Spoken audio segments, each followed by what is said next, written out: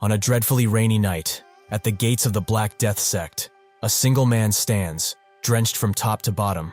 As lightning strikes, the hundreds of Black Death sect members reveal themselves, and one of them screams out, "The nameless swordsman is here. He is here." They all charge in, from above and below, but the swordsman swiftly reacts, pulling out his blade and cutting through the first that were charging, leaving them limbless. The others stop to encircle him, but with one silent dash, he cuts the heads off one side, before landing at another and charging through them.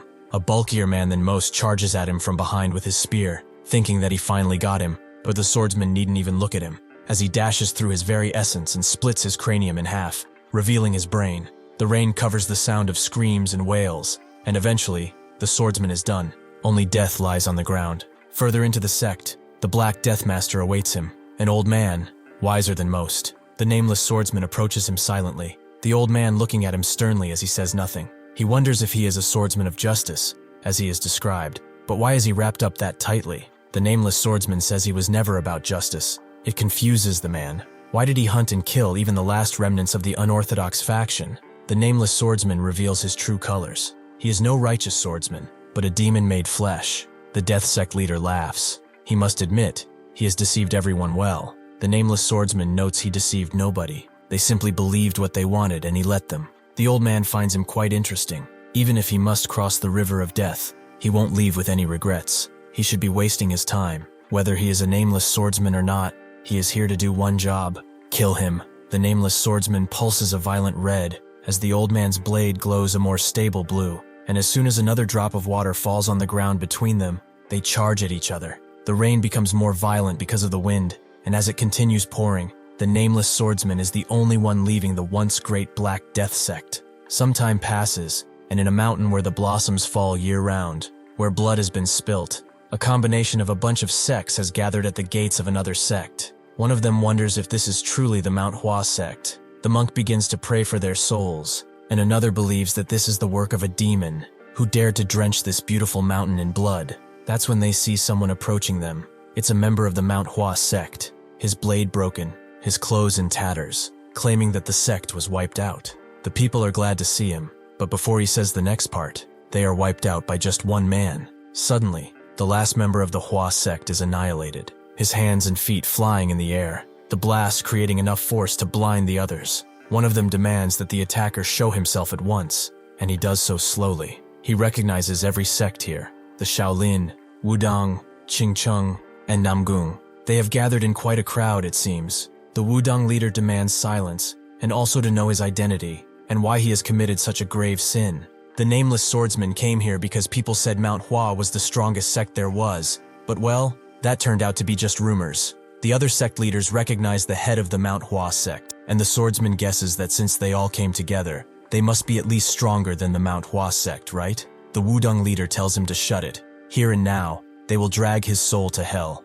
and the souls of Manhwa will find their rest after his death. They all charge in, using different advanced techniques, but the swordsman just smiles, as this place really is fun. It turns out this is just a man playing a VR game. He takes it off shortly though, as it seems that an attack from that many people is still too much after all. He is playing Murim online, a recently developed virtual reality game, known for its gore and extreme violence. And though it's flooded with complaints, demanding it be shut down, there's no other game like it. He turns on the TV, thinking that he has to be more discreet next time. The news blares about one Mr. No of Data Corporation having gone missing since morning, and as the man thinks, he hears a cry for help, a pleading. He completely forgot that he had guests. He picks up the sledgehammer that was by his side, and the one who was crying, Mr. No himself, pleads to be helped. The man asks if he really wants his help, and No doesn't know why he kidnapped him, but he really did nothing. The man drops a bunch of pictures down next to him, revealing that he is a piece of trash who is irredeemable. If he really did nothing wrong, then he wouldn't have been here. No says that he's repenting, so why is he not sparing him? The man grabs his head, as this phrase he keeps repeating, is it not getting a little old at this point? As he raises his sledgehammer to finish him, No charges at him, pushing him away before getting out of his restraints. He picks up the sledgehammer and says that he's as good as dead, making the man smile, just like he does in the game. No charges in, but he dodges and strikes his side with so much force that it almost sends him hurling. But he's not done yet. He kicks his face in, causing the fat ass to land on his back. He tries to crawl away toward the door, not wanting to die despite all the suffering that he caused. Most humans act like herbivores, and among the carnivore majority, they attack, hunt, and devour those weaker than themselves. As for him, well, he is the apex, the one who hunts those carnivores. No completely freaks out, demanding that he not come closer, that he stay away. Suddenly, the door bursts open, and an entire army of policemen charges in, demanding he freeze. The main detective calls out Bongsu and explains that, on suspicion of kidnapping, false imprisonment, and murder, he is now under arrest. Bongsu wonders how the cops found this place, and the detective tells him to freeze, as these are live rounds in his gun. Looking at this situation, Bongsu thinks it's similar to the one in the game. He asks if he's aware that this man killed a total of 6 women, tortured them, took pictures while doing it, and then killed them. The corpses behind him are all the same, most of them murderers, or worse. These men are with less than animals. They are carnivores that hunt people for sport, and he is the one who hunts them. Does he not get it? The one he should be shooting isn't him, but this fat bastard behind him. The detective wonders what he should do then, because all he sees now is a psycho who kidnaps and kills people. Bongsu laughs. He thought talking to a cop wouldn't amount to anything, and he was right. He suddenly swings his sledgehammer backwards, and the detective demands he stop. But Bongsu completely shatters No's head, just as the detective shoots. Bongsu knows he's dead, but if he gets another chance at life, he hopes it's filled with beasts he can kill as much as he wants. A place like that Murim game. As the bullet penetrates his skull, Bongsu's entire being recalls his memories, his dying wish, and suddenly, he wakes up shocked, as he was definitely shot. An older, plainly dressed man is over him. He was certain he died, but he's alive? Bongsu just looks at him, causing the fat man to grab him and ask if he knows what a pain it was to drag his ass here from the marketplace. Maybe he should really kill him, but well, he will let him live until tomorrow. Bongsu's instincts kick in. He picks up a rock and tries to go over to the fat man, but his entire body aches, like one giant nerve. As he falls, he sees his arm, and feeling himself, he realizes that this body is not his. He wonders what these gashes on him are, but as he looks outside, he realizes what this place is. The name.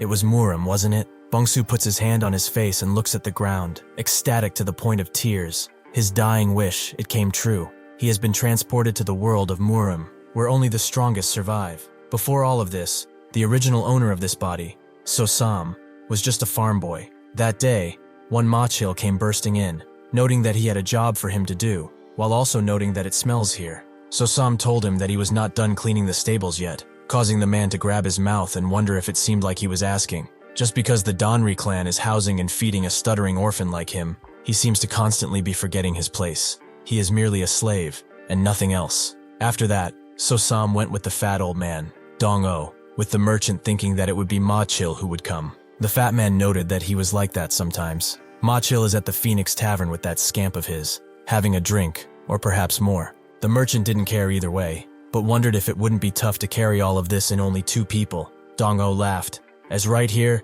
he has a perfectly good carry horse to use. Sosam coughed as he tried to recover from the punch, and Dong-o asked what he was doing. He should get to carrying those weapons. That's when Dong-o also realized he had plans at the tavern, so unfortunately, he will have to do all of the heavy lifting today, so he should work hard. The merchant pitied Sosam, but there was nothing he nor Sosam could do. With that, he got to work on himself, carrying all of the blades in a barely sewn together tarp, which eventually came apart because of the blades, forcing Sosam to carry it like a dog.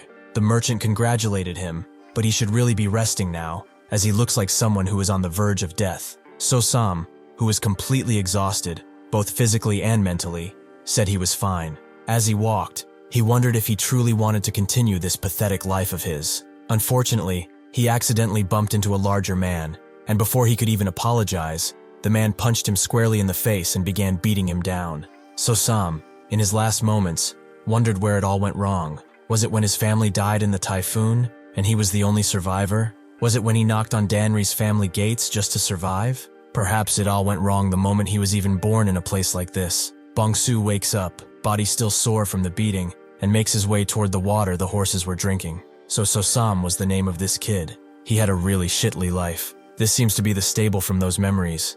In that case, Sosam really got beaten to death back then, and he has entered his body. Besides that though, he should be focused on this thing next to him, the status window from Murim Online. As he walks with a bowl of gruel in his hand, Machil wonders why he's the one who has to do work like this. Is he the only one in the entire clan who can clean up that bastard's mess? It's his fault, as he should have gone straight to the stables after work and not walk around foolishly. It was just his luck to run into Peng Dorang, a guy famous for his rotten temper and violent nature. He damns his fate for having to clean up after such a pathetic little worm.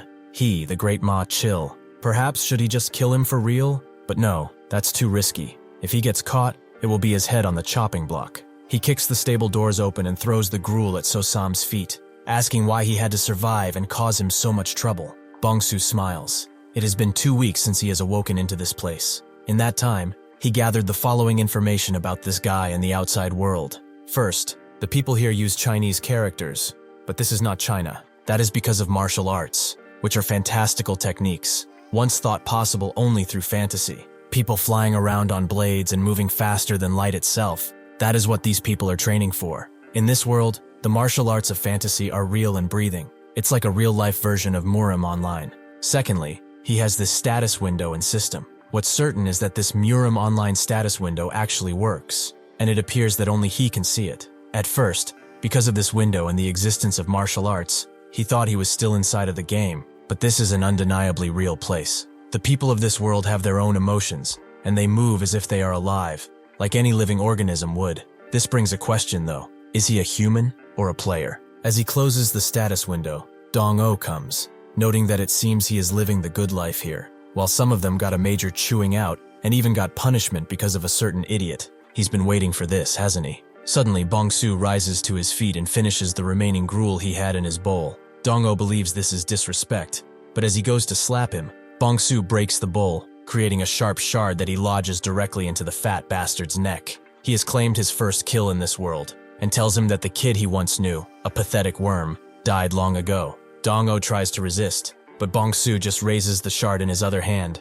and begins to cut into his flesh again and again, making his pig blood spray out again and again widely, creating a shower of red. Bongsu feels the warm sensation on his skin. It does not matter if he is a human or a player at this point, just as he thought. This place is reality, the great law of this world. Something he felt from this bastard and Ma Chill is that the weak are prey of the strong, and the strong are revered. If it is a place like this, he can hunt to his heart's content without having to hide his true nature. There are people like him, no, even more monstrous than him, that are surely roaming this jungle they call a society. As soon as this body recovers, he will continue the hunt. In here, the land of the strong and the weak. In here, in this new Murim, he will start a new life. As Dong-O's body rots in the dirty stables, Bongsu looks at it without much emotion in his eyes. Usually a guy like him would not even be worth hunting, but there is one thing that he needed to confirm. He opens up his inventory, but it feels different. The inventory in the game was a slot-based system, with one item per slot. But this one is just a large, open space, it seems. He puts his hand through it, and feels just how massive it is. A couple of 100 square meters, perhaps? He looks at Dong-O's body, and remembers how it worked in the game. He puts his hand over the pig's face and thinks of storing it in the inventory, making his body immediately disappear inside, along with all of his blood. This is an incredibly useful ability. He can surely use this. But if he can store a body, can living things go in too? And if they can, will they still be alive? Well, he will have to experiment just a bit more, it seems. As night turns to day, Bongsu continues his duties, trying to play his part, and he sees how the people here are walking, their mouths clean, but their words betray only lies and unnecessary thoughts. He feels someone come from behind, but doesn't react. Ma Chill slaps him across the head, having heard that he'd become mute. Bongsu plays it off, and Ma Chill tells him to stop slacking and go take that horse for a walk. Bongsu bows, still faking that he is mute, and Ma Chill wonders what he's supposed to do with a guy that can't even speak properly anymore. As Bongsu walks around the market with the horse, he analyzes everyone, how they dress, how they walk and talk. But suddenly, he sees something in particular standing out in a corner of stand. It's a bunch of children, with one of them throwing a rock at his head. They begin calling him Stupid So-Sam, having heard that he can't speak anymore. But suddenly Bongsu lets out his aura, making even the horse uncomfortable. One of the kids rubs his eyes, thinking he isn't seeing right, and Bongsu turns right back to the Stupid So-Sam. Seeing him walk away, they continue to pelt him with rocks, not knowing the demon they are trifling with. A while later, Ma Chill lets out a heavy sigh, as someone like him shouldn't be stuck cleaning weapons. He is a great warrior after all. That bastard Dong-O hasn't shown up in days either. Just where has he gone? Probably dead in a ditch, as he always started something with someone. As he goes to open the door to the armory, he sees So-sam get out of it, wondering what the hell he was doing inside. Just by taking a peek, he sees that the armory, blades included, is all spotless. Did he really do all his work? Bongsu bows his head in agreement, and Ma-chil thinks that after the near-death experience, this bastard changed completely. He's working hard, and even doing things he wasn't asked to do. Perhaps he finally become a proper human. Bongsu pulls out a pouch with gold coins and gives it to Ma-chil, who begins laughing hard, as he finally learned how the world works. He pats him on the back, telling him to keep up the good work, and walks away hidly. Bongsu can't help but smile, as he doesn't even realize that the pouch is his fare for the afterlife. Ma-chil walks happily across, instead of bowing his head every day. One also needs to know how to be flexible like this. Since his pockets are full today, instead of Eng, he will go see that other feisty vixen he's been hearing so much about, Chozion. He makes his way to the Phoenix Tavern, where the doorman greets him warmly, not expecting to see him again today. Ma-chil immediately tells him to get Chozion, and the doorman wants to get him Eng at first, but then here's what he says, and he is rather shocked by his request. The doorman doesn't know what to do, and in response, Ma-chil shows him the money, which makes the doorman immediately note that if he waits in the room at the end of the second floor, his choice will be there right away. Ma-chil waits impatiently for Chozion to arrive, and eventually she does, making him think that Eng cannot even compare to her beauty. She crouches down and pours him a drink, and as he enjoys her company, a familiar eye appears in the cracks of the walls. It seems that somehow, Bongsu has made his way into the walls themselves. As Ma-chil left, the doorman thought that he just had to pick a girl that is young enough to be his daughter. But well, money is money after all. Suddenly another customer came, whom he recognized as So-sam. He heard he was mute too, but does he even know where he is? He tells him to get lost. But suddenly, Bongsu produced a bag of coins and asked for Eng. Seeing that the money he produced is real, he tells him to wait in a room, as he will bring her right away. Unfortunately for him, Bongsu is not here for those kinds of affairs. As Ma-chil dresses up, he looks at the exhausted Chozion and thinks that he still has it. But that's when Bongsu's hands make their way around his neck, and using his tied bandages, he begins to choke him out. He tries to fight back, pushing downward as hard as he can, and he does fall on Bongsu, but he continues choking him. The thrill of the kill, the sound of Ma-chil's breath leaving him entirely giving him more pleasure than any woman ever could. After he is done, he looks at Choseon, who is still fast asleep. He gets up and looms over her, looking at her fair complexion and the situation she's in. He sees that she's an herbivore. She has neither the will nor the strength to protect herself. He goes to a nearby wall, and using a store in his inventory, opens up the partition there, allowing him to move freely between rooms. It's a good thing he practiced this, as it will be a great help in his future hunts. He opens up his status window, and just as he expected, he has gained a few experience points. It seems that killing people is what gives him this, and with enough experience points, he can level up, which will make him stronger, and being stronger will make it much easier to hunt. If hunting becomes easier, he can get experience faster, meaning that in this world, he can become infinitely strong. Truly, what wonderful gift he has been given. After relishing in his situation, he looks down at Ma-chil and puts him in a portrait, thinking that it's a real shame there are no cameras here.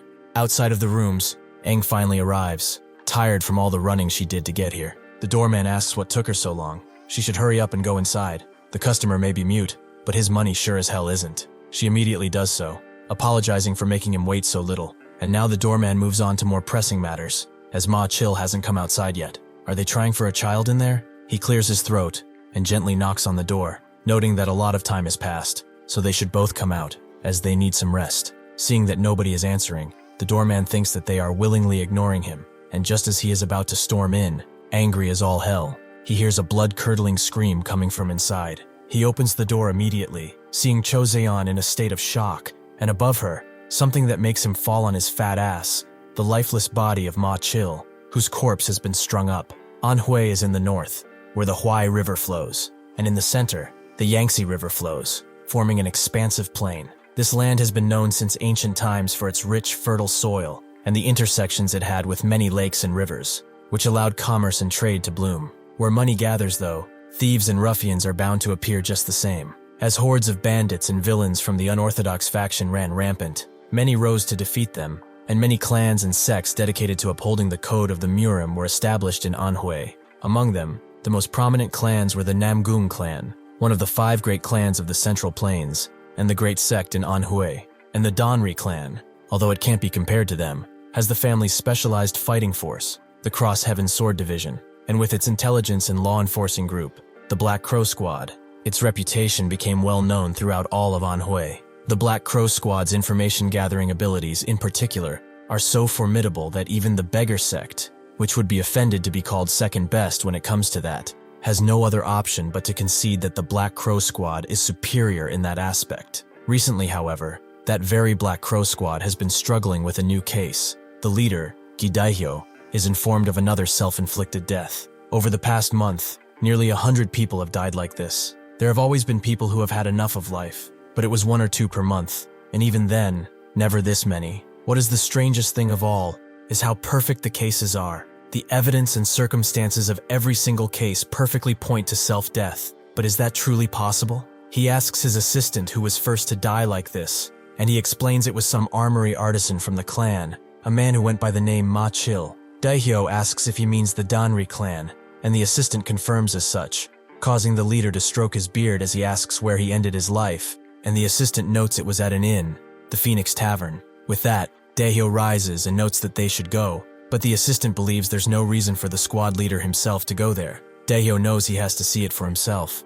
and after they arrive, the doorman takes them to the room where it all transpired. He explains that Choseon found Ma Chil hanging from the rafters, just after she was done with him. Daihyo wonders, if all of these deaths are actually an elaborate string of murders, how did the culprit get into this room and kill this man? He opens the door and searches every nook and cranny, but there's no way for a culprit to enter unseen. However, he knows how these places are built. If these logs that act as walls are removed, it would provide a free passage. The problem is that they have never been removed. He asks the doorman if there is any way to remove these logs without removing the roof, and he immediately denies such claims. These logs are set in grooves in the ceiling and floor beams. It's impossible to pull them out without ripping them apart or taking out the beams first. Daihyo is beginning to doubt if this was really murder, and asks if there was anyone in the room next door to them. The doorman confirms as such that the guest probably arrived around the same time as Ma Chil. It was Sosam, of the Danri clan. As Bongsu walks around with the horse, he looks at his stats.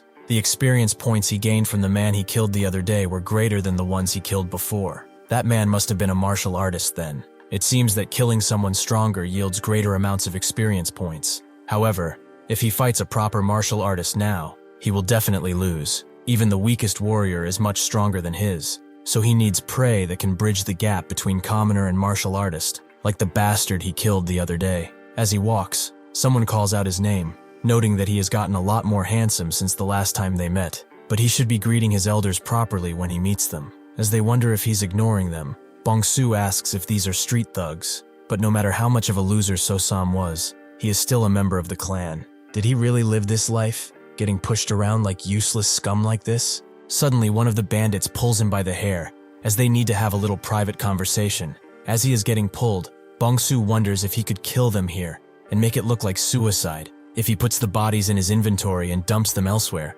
perhaps then, but no.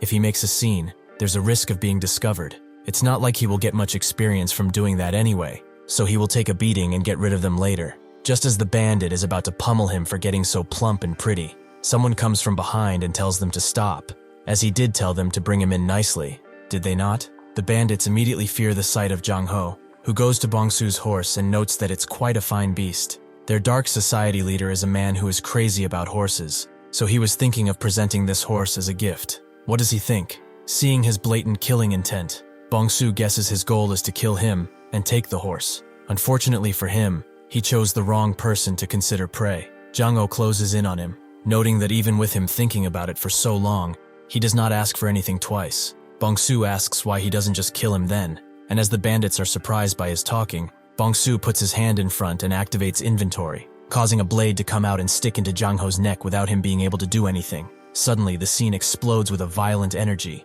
as Bongsu has leveled up. He begins approaching the bandits, his aura having increased 100-fold, and the bandits know they have no chance of running, so they will all charge at this demon and kill him. Unfortunately, it doesn't take long for the last bandit to run away in fear throughout the alley, wondering what the hell that thing even is. Just as he's about to reach the street, his foot flies off, but he cannot die here. Like a total loser, a human money printer, they would all laugh at him and beat him up as he handed over the cash. He was just trying to do a favor and make some easy money. Bongsu kicks him unconscious and begins dragging him back in the dark alley, where the sun and the good of the world never shine. Eventually, the man wakes up with a loud gasp, asking why the demon is here. He knows he messed up by saying that, and Bongsu puts a blade to his neck, asking who the guy who got cocky was. The bandit asks if he's talking about Jang Ho, and Bongsu confirms as such. He said he was from somewhere. The bandit confirms that he's from the Black Society. They are one of the evil sects that rule the black alleys of Bongyang.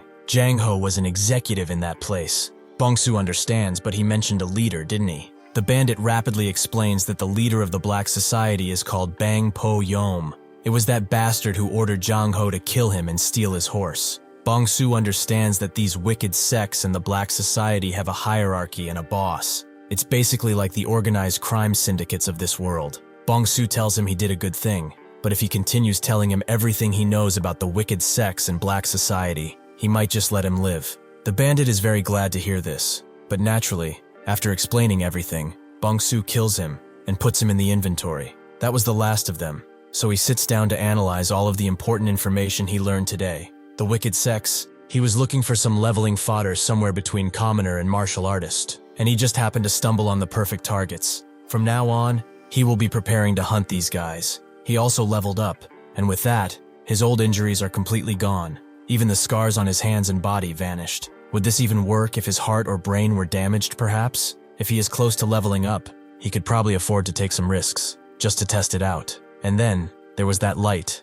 the light that filled the entire alley during his level up. That is a downside, as it's flashy, and it's likely to attract unwanted attention. He needs to hide it, along with the inventory he used to kill. A hunter hiding among his prey must appear ordinary. When one loses most like everyone else, that is when they become the ultimate hunter. He should only level up once the hunt is finished. He picks up the reins of the horse and walks out of the alley, thinking that if Jang Ho had been more cautious or stronger, he would have been in trouble. It seems that his mute camouflage isn't going to be enough anymore. He must get stronger fast, without anyone knowing, by killing more powerful beasts. Just as he is done thinking that, Daehyo puts a hand on his shoulder and asks if he is the one who killed Ma Chil, immediately imbuing his hand with chi. Just before this, Bongsu encountered a critical system error. Proceeding with the game will be difficult, but possible. He got it just after reaching level 2.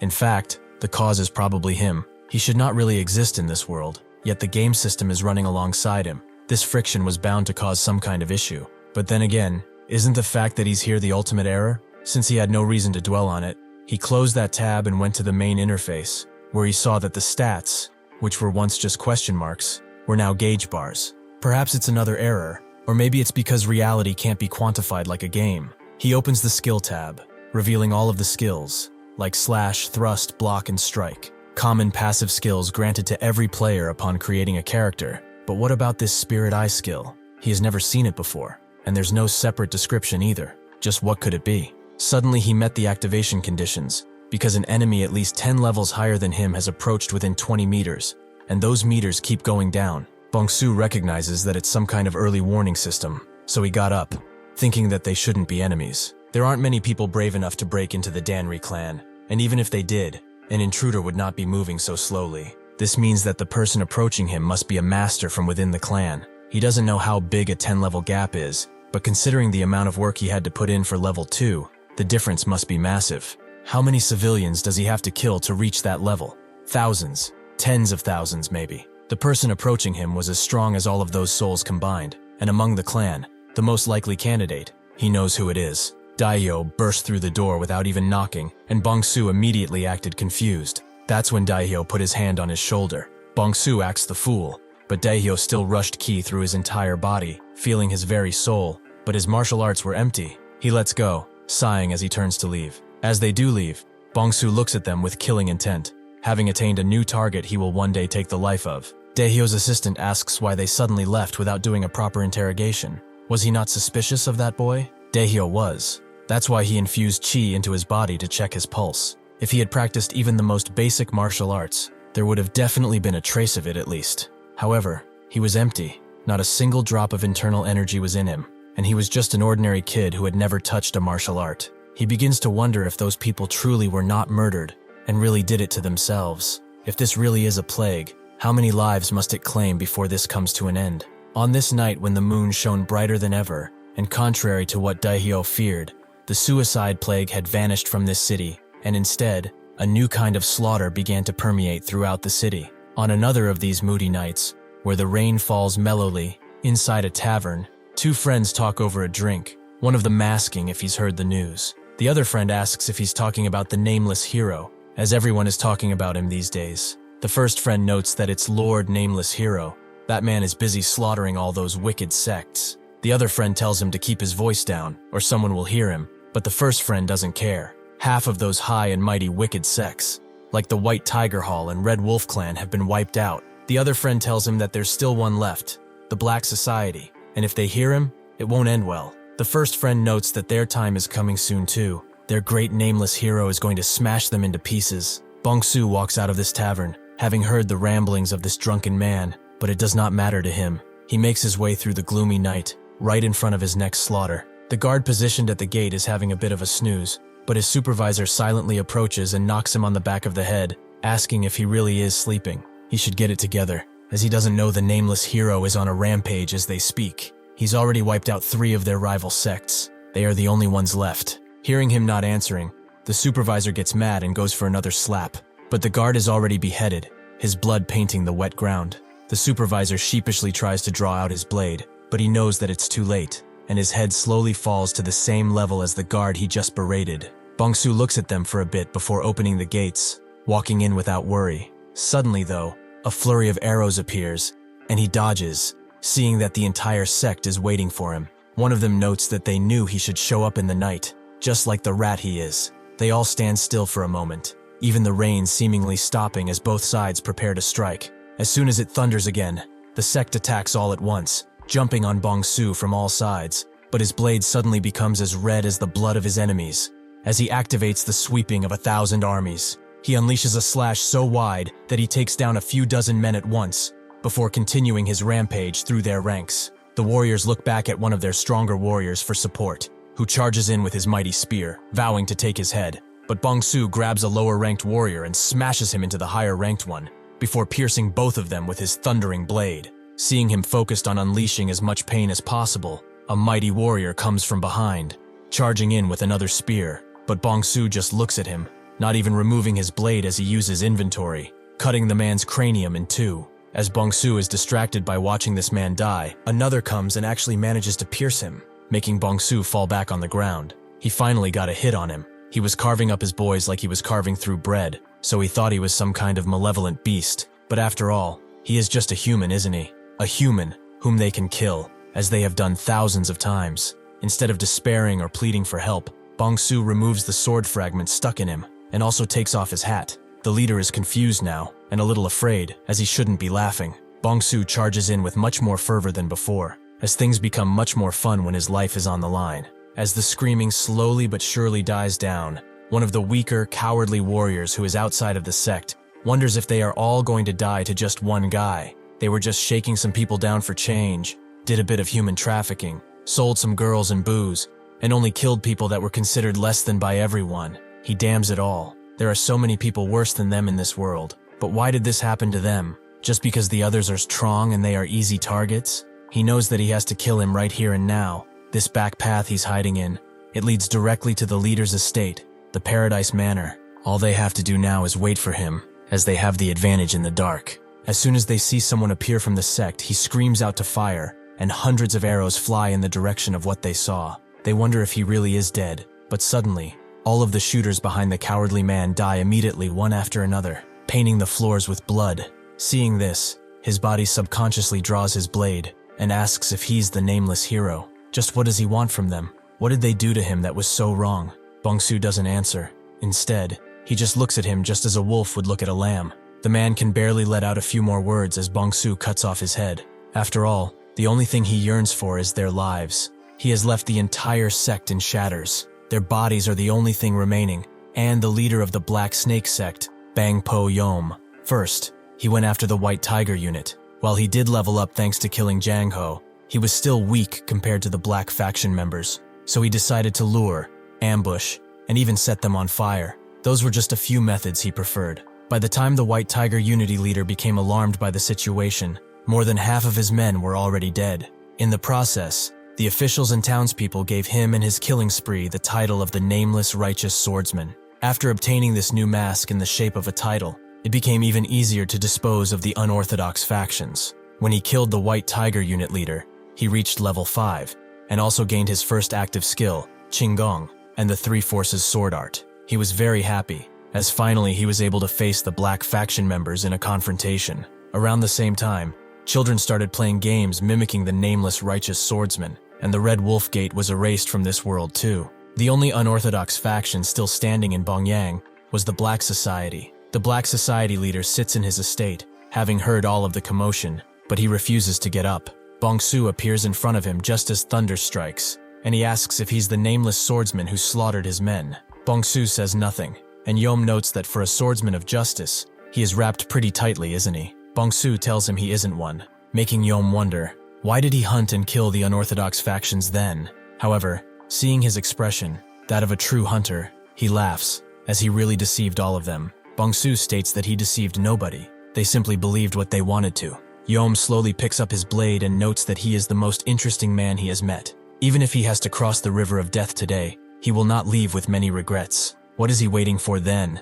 Righteous swordsman or not, he has still come here to kill him all the same. Yom's wise and cultivated blue aura and Bongsu's wild and murderous aura clash, and as a drop of rain falls between them, they both charge in, clashing their blades with much fervor. Bongsu tries to push through, but Yom's wise technique allows him to give him a shallow cut, before Bongsu takes control again and puts his blade to the ground. However, Yom sees this as an opening. He swings widely. Bongsu thinks that the blade is too short and won't reach, but he is actually struck, forcing him to twist his body around and fall back, so that his arm doesn't get completely cut off. Even so, his wound bleeds a lot more than any normal wound would, and as Yom previously thought, his body is not in perfect condition. He rushes in again, clashing his blade in Bongsu's with increased confidence, who notices that he's only targeting his injuries. At this rate, he will definitely lose.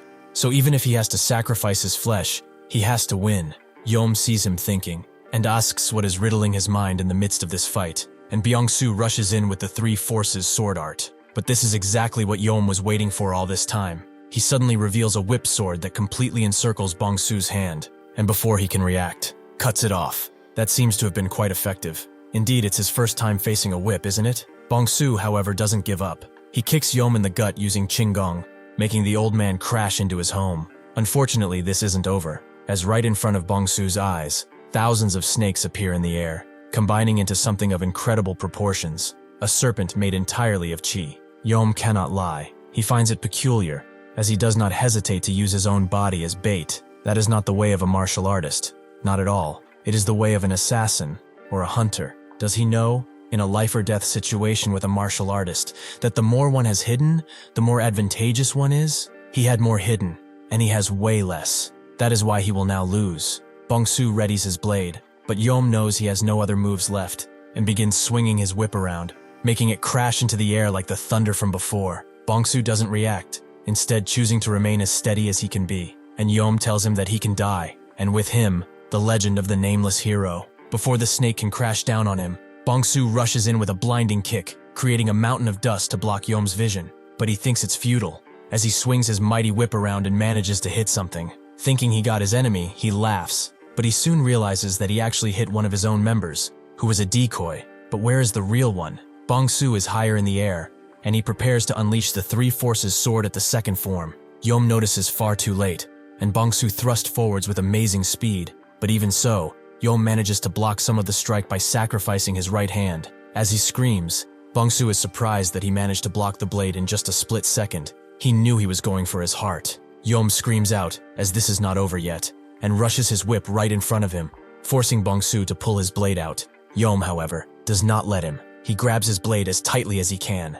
Bongsu, however, uses his inventory and unleashes a torrent of bodies around Yom's blade, blocking its impending approach. As he falls on his knees, Yom thinks that he did not expect to see such a thing. Does this mean that he's not out of things to show him yet? Unfortunately, Bongsu is nowhere to be seen, only the corpses of those he used to lead. He swings his whip around in frustration, creating a tornado of blades as he screams out that he is a true lunatic for using corpses in a fight. Suddenly, an arrow flies towards him, and Yom barely has time to dodge it, but he continues screaming out, telling him to stop with the dirty tricks and face him. Suddenly, another arrow appears from behind, which manages to cut his skin. He begins to finally understand the situation he is in. He is just the prey here. He, the great Bang Yom, seeing something suddenly move in the dead of night, He swings wildly, managing to hit the shadow, but he realizes immediately that this was just another corpse. He lets out one final scream of frustration as Bongsu's blade rips his heart in half, his comrade screaming his name from hell. After Bongsu pulls his blade out, Yom notes that he finally achieved his objective. He finally killed every Black Society member in Bongyang. But just why? Bongsu asks if he needs a reason for such a simple thing. Humans have always slaughtered other humans, from when they looked like apes, all the way to this very day. Does this not apply here? The strong will always trample and steal from the weak. This time, he was simply the stronger one. After Yom's demise, the entire valley lights up as Bongsu levels up once again. He cleans his blade and thinks that with the death of every Black Society member in Bongyang, the preparations are finally complete. He will now move to the next stage, where the strong are stronger and the prey more cunning. It's time to go to the Murim's Jianghu. As lightning continues to strike the damp ground, inside a grand and ominous hall, people with covered faces stand in line, all in service of one man. His voice is raspy. He asks how long it is until the Orthodox demonic wars, and one of them answers, noting that only 2 years remain.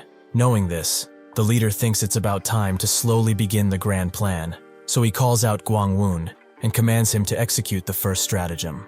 The next day, as the sun shines brightly on the streets, Bongsu continues acting the fool, walking his horse, but he overhears 3 friends talking about the nameless swordsman, how he finally wiped out the Black Society, causing the merchants and courtesans to be in an uproar. They never thought he would actually clear them out.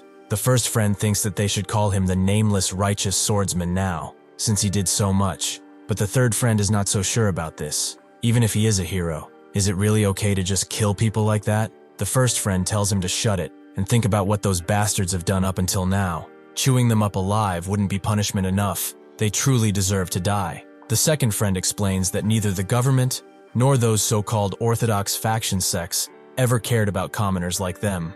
In the end, the nameless swordsman was the only one to step up. The third friend finally relents. It's true, if not for him, who would stand up for them? The first friend runs out, calling out the nameless swordsman, wishing him a prosperous life for driving out the black faction. Seeing this, the 2 other friends begin to cheer with him throughout the street.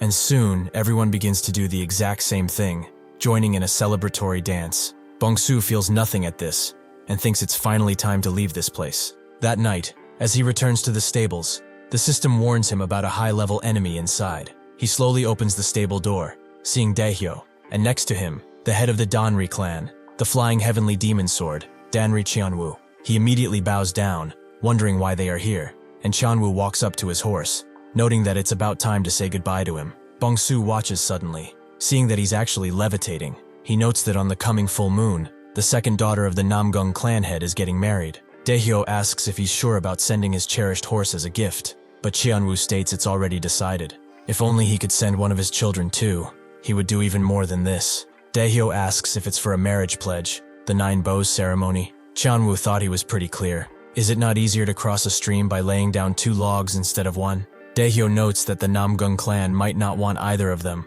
making Qianwu realize that this is why he called him here. He doesn't care which methods he uses, but he will make it happen no matter what. After finishing his intimidation, Qianwu tells him to depart immediately tomorrow, as he has much to do. He will also take this bowing one too. He is needed to handle the horse. After the clan leader leaves, Daehyo watches as Sosam gets up and dusts his clothes, a part of him still suspicious. The next day, as Bongsu prepares for departure, he wonders what he must do to learn proper martial arts. He tried to recreate martial arts based on the movements of the family warriors and leaders, but it was nothing more than an imitation.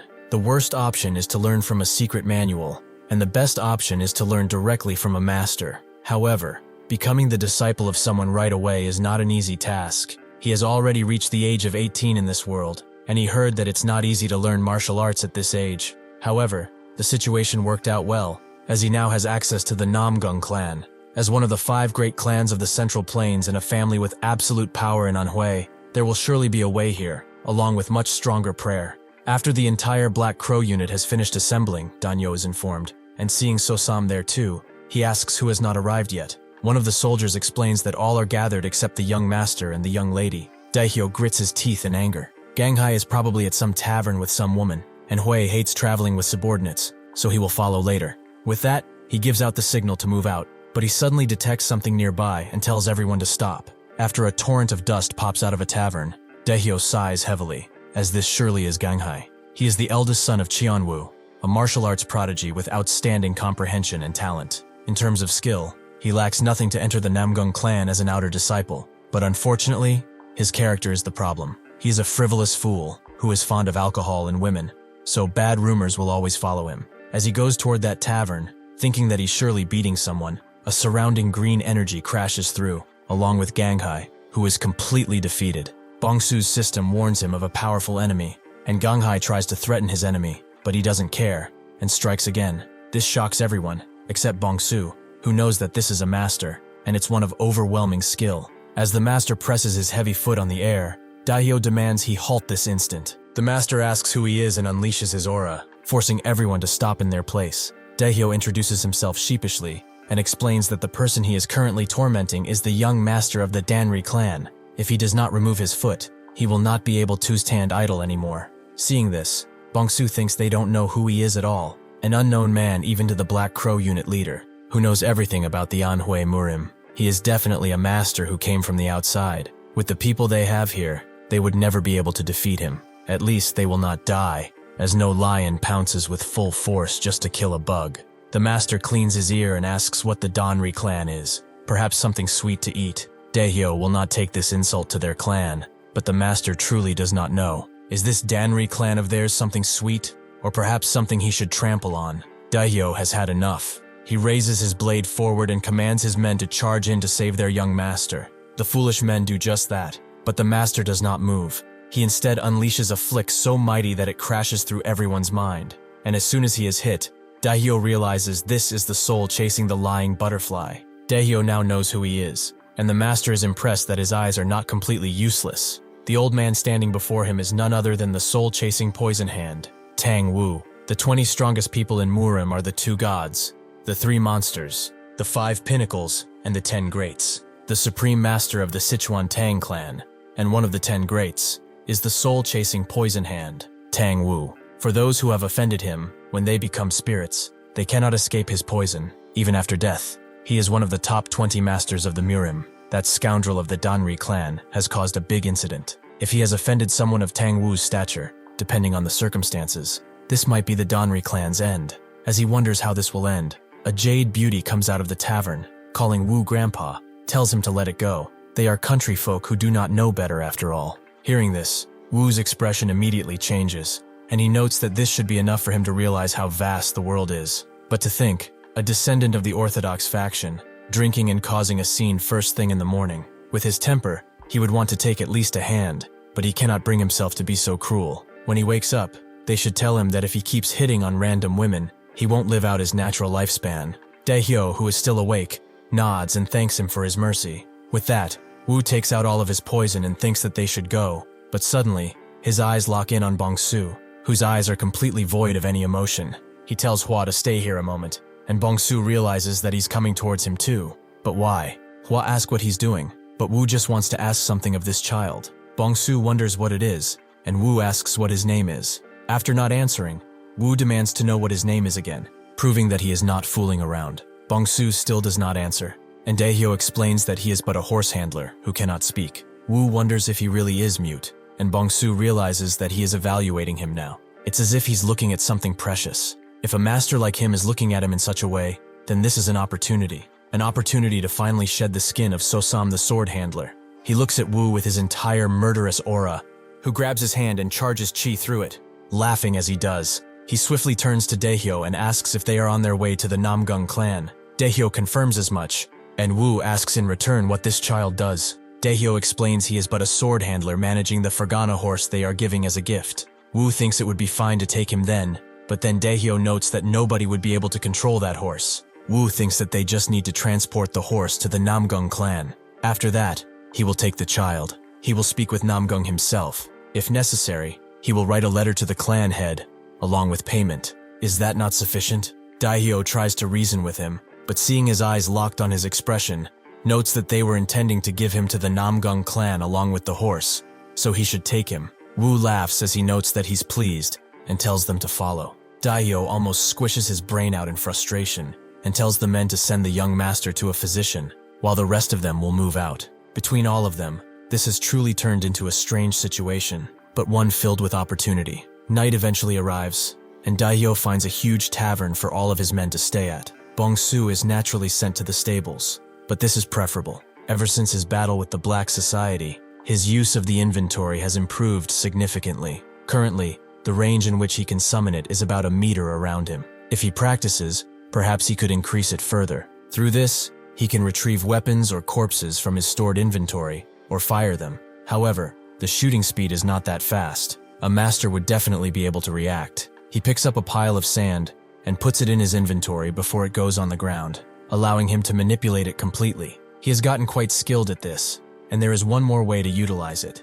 He swallows a handful of sand and transports it outside using inventory. When it comes to himself, anything that enters his body can be transferred to the inventory. It is a divine art, the inventory of divine art. Eventually, someone comes into the stables. It's Hua, who wonders why her grandpa wants her to bring someone like him over at this hour, but he should follow. Bongsu does just that, everyone watching silently as he goes to Wu's room.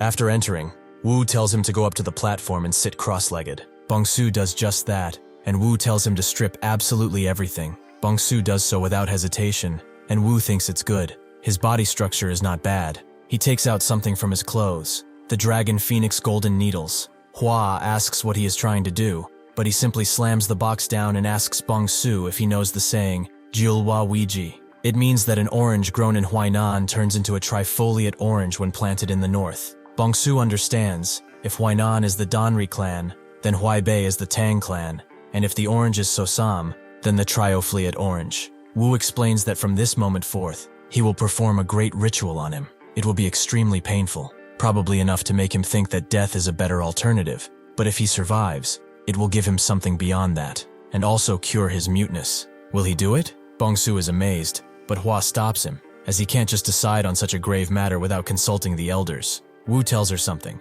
his smile becoming wider and wider as he explains, and Bongsu seems to get it too. After talking Hua down, Wu asks if he is ready to receive the surname of the Tang clan. Bongsu's mind becomes more warped than before. What he's been vying for, the power to hunt even larger beasts, is held in this tiny golden box.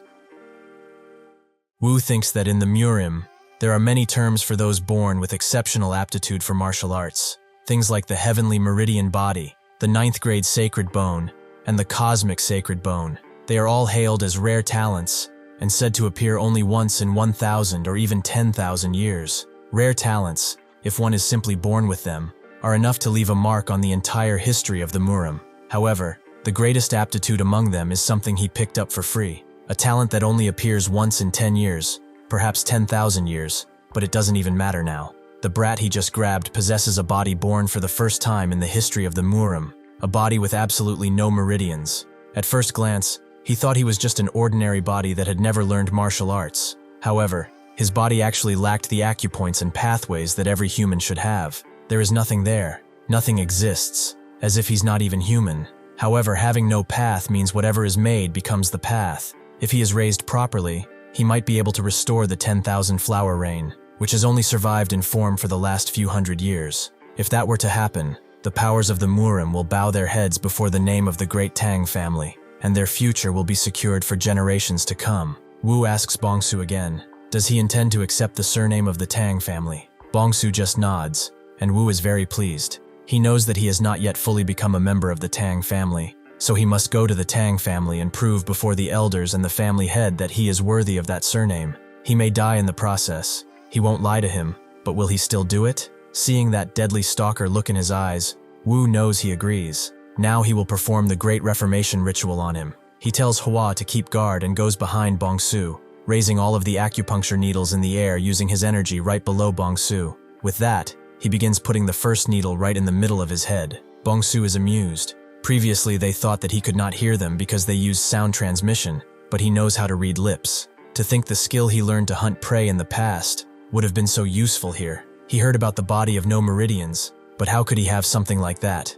The status window in the system, visible only to him surely. Because of that, he ended up with a strange body that is neither human nor character. If that's the case, he just needs to act the part. For now. Eventually, Wu feels all of his acupuncture points, making him look like a porcupine. He thinks that this is a body that will never be seen again in this world. Even though these are temporarily created acupoints, There is no blockage in the flow of qi and blood. In fact, his ki flows several times faster than that of ordinary martial artists. This is truly a great talent for the ages. However, he will need a contingency. He suddenly pulls out a box, and from within, a goo made from thousands of other goos. He picks it up gently on a stick and thinks that he cannot let others steal this precious body. He will insert this goo to prepare for any contingencies. This little worm has one job.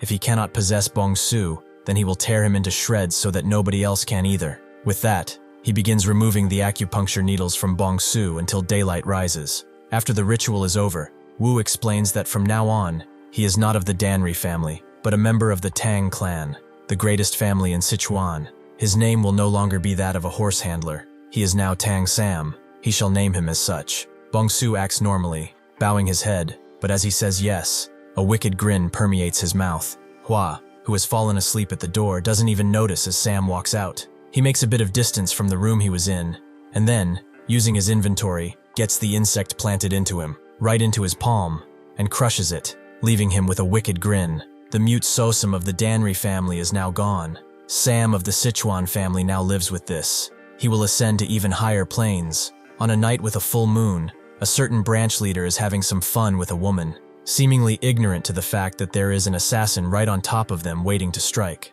The woman notices, however, and tells him as such, so the man gets out of the way before he can get attacked, leaving the woman to die. He can't believe this. This cannot be. Blood got on his silk robes from the west. This is the worst day ever. Does he have any idea how expensive these are? He is mad now and demands to know who the assassin is, but he says nothing. After all, he is no longer a man, just a weapon to be used. The assassin then uses a technique and crashes it over the branch leader. Suddenly, the branch leader pulls out one of his blades and crashes it into the assassin's attack. This makes his eyes widen, however, as unfortunately, he is weak as hell. He pushes the assassin away before spinning into him and slashing again and again.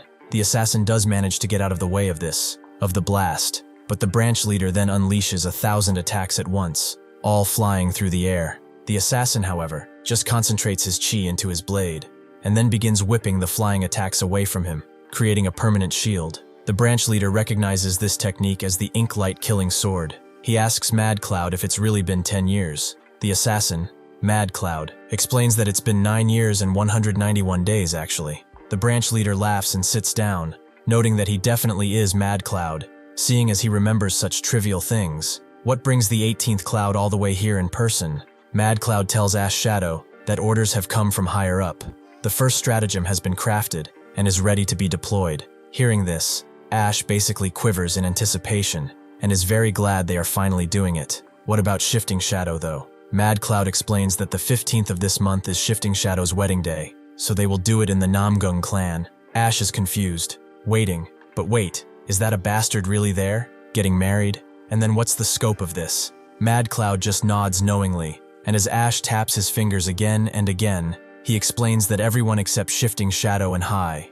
Ash continues tapping his finger on his armchair, and explains that the soul-chasing poison hand will arrive in Anhui soon. Their forces will not be enough. Mad Cloud says that the 5 shadows will go. If that is the case, well, it should be enough, right? Mad Cloud turns to leave, having delivered his orders, but Ash stops him as he asks what Shifting Shadow's name was again. Mad Cloud just glares at him before disappearing entirely, making Ash think that he is as unlikable as ever. He really is jealous though. He thought shadows would live alone forever, but Shifting Shadow became a hero of the Orthodox faction, and even got the first beauty of Anhui as a bride, while he is rotting away in this damn gloomy place. He gets out into the hall, and with a snap of his fingers, summons one of his aides. He tells him to clean the room, and get rid of the filth on the bed too. Additionally, he will kill all the guards who are on duty today. The man simply accepts, and disappears once again. The branch leader looks on at his pavilion, which is the heavenly demon divine. He is the branch leader, the naked silver demon Paga Hyul. His expression is bored, like he is waiting for something, but suddenly he smiles, as now it really will begin, and there will be tons of fun to be had. Eventually, Wu's group and everyone else arrive at Anhui, with Wu surprised that they have arrived sooner than expected. Bongsu is glad that he is finally at the place where the Namgung clan reigns as masters, Anhui, much larger than he expected. Naturally, festivities are happening all around Anhui, and some beggars are at the doorstep of a pavilion begging for at least a lump of rice to share. The guard immediately tells them off, saying, Do they have any idea what they're asking for? They should get lost before he has to deal with them. The beggars keep begging, noting that even just leftovers are good, but the guard just kicks them away. Suddenly, the young master arrives and asks what this commotion is. The guard tells him it's nothing to be worried about. Some beggars are at their doorstep, making the festivity look bad. After seeing him, the people around begin to talk. That is the star of this banquet, Duheo. He is very tall and handsome, just like the rumors, and besides that, he gives the beggars a hand, surprising even them. He tells the guard to share some food with these people as well. There is still some time left before the wedding, so there must be leftover food, and quite a large number at that. With that, he leaves, and the people keep talking. He is a rising star. That is a different breed indeed, to have such character along with his martial arts. He can see why the Namgung clan's daughter fell for him. The other man agrees to travel the Jianghu alone, and eventually defeat the yin-yang twin demons. That is a big feat. Who would have known that a young wanderer would defeat two demons who rampaged throughout the Jianghu for decades and become the son-in-law of the Namgung clan? The first one to speak notes that there are rumors that the martial arts of the Thunderblade Emperor, the greatest under the heavens, 300 years ago, is what he used to defeat a demon. Suddenly, someone bumps into him, and the man certainly tells him to watch where he is going, but it is someone they immediately recognize as the soul-chasing Poison Hand, who simply pushes them aside, not caring to punish him now, and calling them all useless as he walks with his people. Immediately upon walking into the pavilion, he demands silence, and asks if they are saying he has come to this place when he should not have. If they have anything to say, they should say it to his face instead of scattering in the corner, as he can hear them all. Heo pleads with him to calm down, and introduces himself. Wu analyzes him. So he is the young man who made him come all this way. Huh, he is excellent. Rather excellent, but that is all. It would have been best if they met a while ago, but seeing him today is quite disappointing. Heo doesn't really know what he means, and Wu just walks past him, asking if Byok is inside. Heo confirms that the clan head is waiting inside, but wait, he will guide him to the king's hall. As they both enter, Bongsu just stares at them, but not really at them, as the system has announced that an enemy with a level difference of more than 10 levels has approached within 20 meters. There is a subtle gap between this Heo person and Wu, not to mention he is moving at a constant, steady pace without even stopping. If so, it means that this new high-level enemy is actually this guy. He analyzes him closely, thinking that every human has left-to-right asymmetry, face, length of limbs, height of shoulders, things like that. However, that guy is perfect, far too perfect. He is of the same species as him. He is hiding his body in a form different from his own. He is another predator. They all make their way to the Namgung clan king's hall, and Wu sees the swords of the past clan heads. He sulks. They call themselves kings and whatnot, looking down at people. But when they die, they'll just all be sleeping in a grave anyway. Heo tells him that he doesn't need to go inside. He can just go in and call Byok. But Wu tells him to forget it and climbs up, as that bastard must have been waiting as he said. Upon opening the door, Byok immediately rushes to him and welcomes him inside, calling him uncle. It has been a truly long time since they last saw each other. This wretched sight of a clan head running around without dignity is making his stomach churn, but then he smiles, noting that it's good to see him after such a long time. Hua looks on at this interaction, wondering if her grandfather and the clan head were always this close. Suddenly someone else comes. It's Hai, who tells Hua that it's been a while. Hua greets her too and notes that she has become far prettier, which Hai thanks her for and asks if she's been well. Heo also clears his throat, noting that he was flustered earlier and could not introduce himself properly, so he does so now. Hua introduces herself and asks if she can call him her brother-in-law. Hai immediately becomes flustered, but Heo just laughs, finding it rather amusing. Hua pushes further, noting that she never knew a shy person like Hai would get married before she does. As Hai recovers from the teasing, she suddenly spots Bongsu's figure at the door and asks who that person is. Before Hua can introduce him, Bongsu introduces himself as Tang Sam. Immediately, Heo goes to him and offers him a handshake, noting that it's nice to meet him. Bongsu knows what this is. It's either a complete feint of action or a test to see if he is a predator like he is. Bongsu takes his hand with a smile and shakes it sternly. After that, Heo suggests that tonight, since he was planning to go on a night outing to the Soho Lake with Hai, how about they all go together? Of course, that includes Sam as well, if he would want to come, of course. Sure enough, they all go to the lake at night, and Hua finds it beautiful, as the flowers color the water beautifully. Heo agrees this lake is famous for its breathtaking views. After all, the night view is especially stunning out of all of them.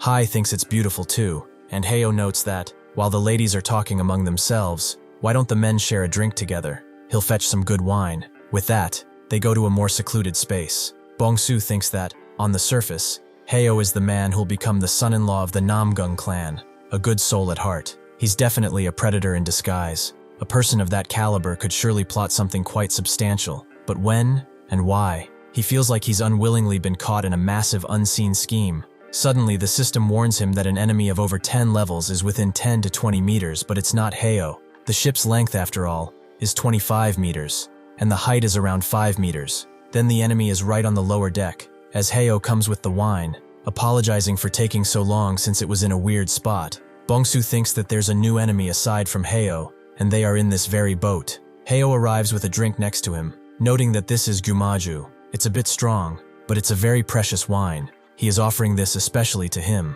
Before Bongsu can drink from it, though, he explains that his stomach has been feeling unwell for a while, so may he be excused for a moment. Heo agrees, laughing, and tells him to ask the boatman where he needs to go, but gives him one long side look before leaving. Bongsu goes into the boat and counts the steps he has to take for the new enemy to be right below him. The distance to the enemy has definitely increased, but it's actually closing in again.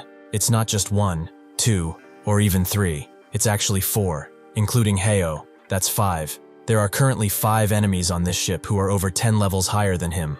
He steps outside, looking on, and thinks that if their goal was something like kidnapping Hai, they would have definitely done so already. Since that cannot be the case, it's highly likely that their target is actually the Namgung clan itself. He also does not know how large the gap between him and these enemies is. For 4 such people to secretly infiltrate the Namgung clan, it means that they are probably already overthrowing it as they speak. He is basically caught in between a rock and a hard place. By his side is Tang Wu, and ahead of him are the enemies of the Namgung clan. A truly nice dilemma which he will take joy in unraveling. As the boats keep flowing to the water, a few guards made their patrols, but one soldier asks their squad leader if they really have to do this. Isn't going all the way to the waterway a bit much? The squad leader grabs his head and asks how he dares to talk back to him. Is it that hard to just follow the waterway, check it, and then come back? The guard knows that he just finds it pointless, but the squad leader tells him to stop thinking.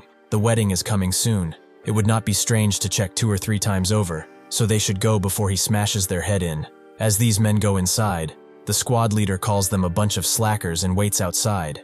A true man should be on the battlefield, swinging as he cuts down his enemies' heads, but he has been given this squad leader position, which is extremely boring. If only some enemies showed up, it would be a lot more entertaining. As the 2 guards go in, one of them notes that the other guys are all eating well and drinking, but they are forced to go through these gutters like rats. He turns to ask the youngest guard what he thinks, but that's when Bongsu appears behind him and blows out his candle. Using the darkness, Bongsu immediately cuts one of them, cuts the youngest up using a meticulous strike, before rushing in. The only thing that can be seen or heard is him dashing through the water before he kills the other guard too, making 3 victims in the span of a few seconds. After a while, the squad leader gets bored, thinking that these guys are taking too long. Perhaps they are slacking off again. He grabs a torch too and goes inside, thinking that he will beat the daylights out of them if they are slacking. As he walks to the waterway though, he spots a floating arm and immediately recoils. He screams out for the others, calling for them, and reluctantly makes his way further inside,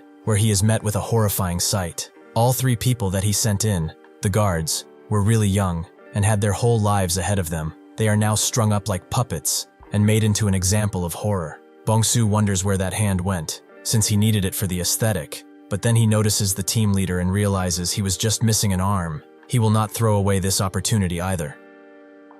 Surprisingly, the team leader immediately jumps at Bongsu, seemingly not afraid of what he did, only furious. He unleashes a barrage of strikes that Bongsu is forced to block, as this guy is much stronger than he ever anticipated. After another clash, they break apart, splashing at their feet. As the team leader recognizes him, he is the guy who showed up with a soul-chasing poison hand, isn't he? He came here as a guest, so why in the 7 hells is he doing something like this? Bongsu doesn't respond at first and then says, "It's for the sake of the Namgung clan, of course." The team leader doesn't believe a word of it. He tore away his warriors and skewered them like animals, and he calls that doing it for the Namgung clan.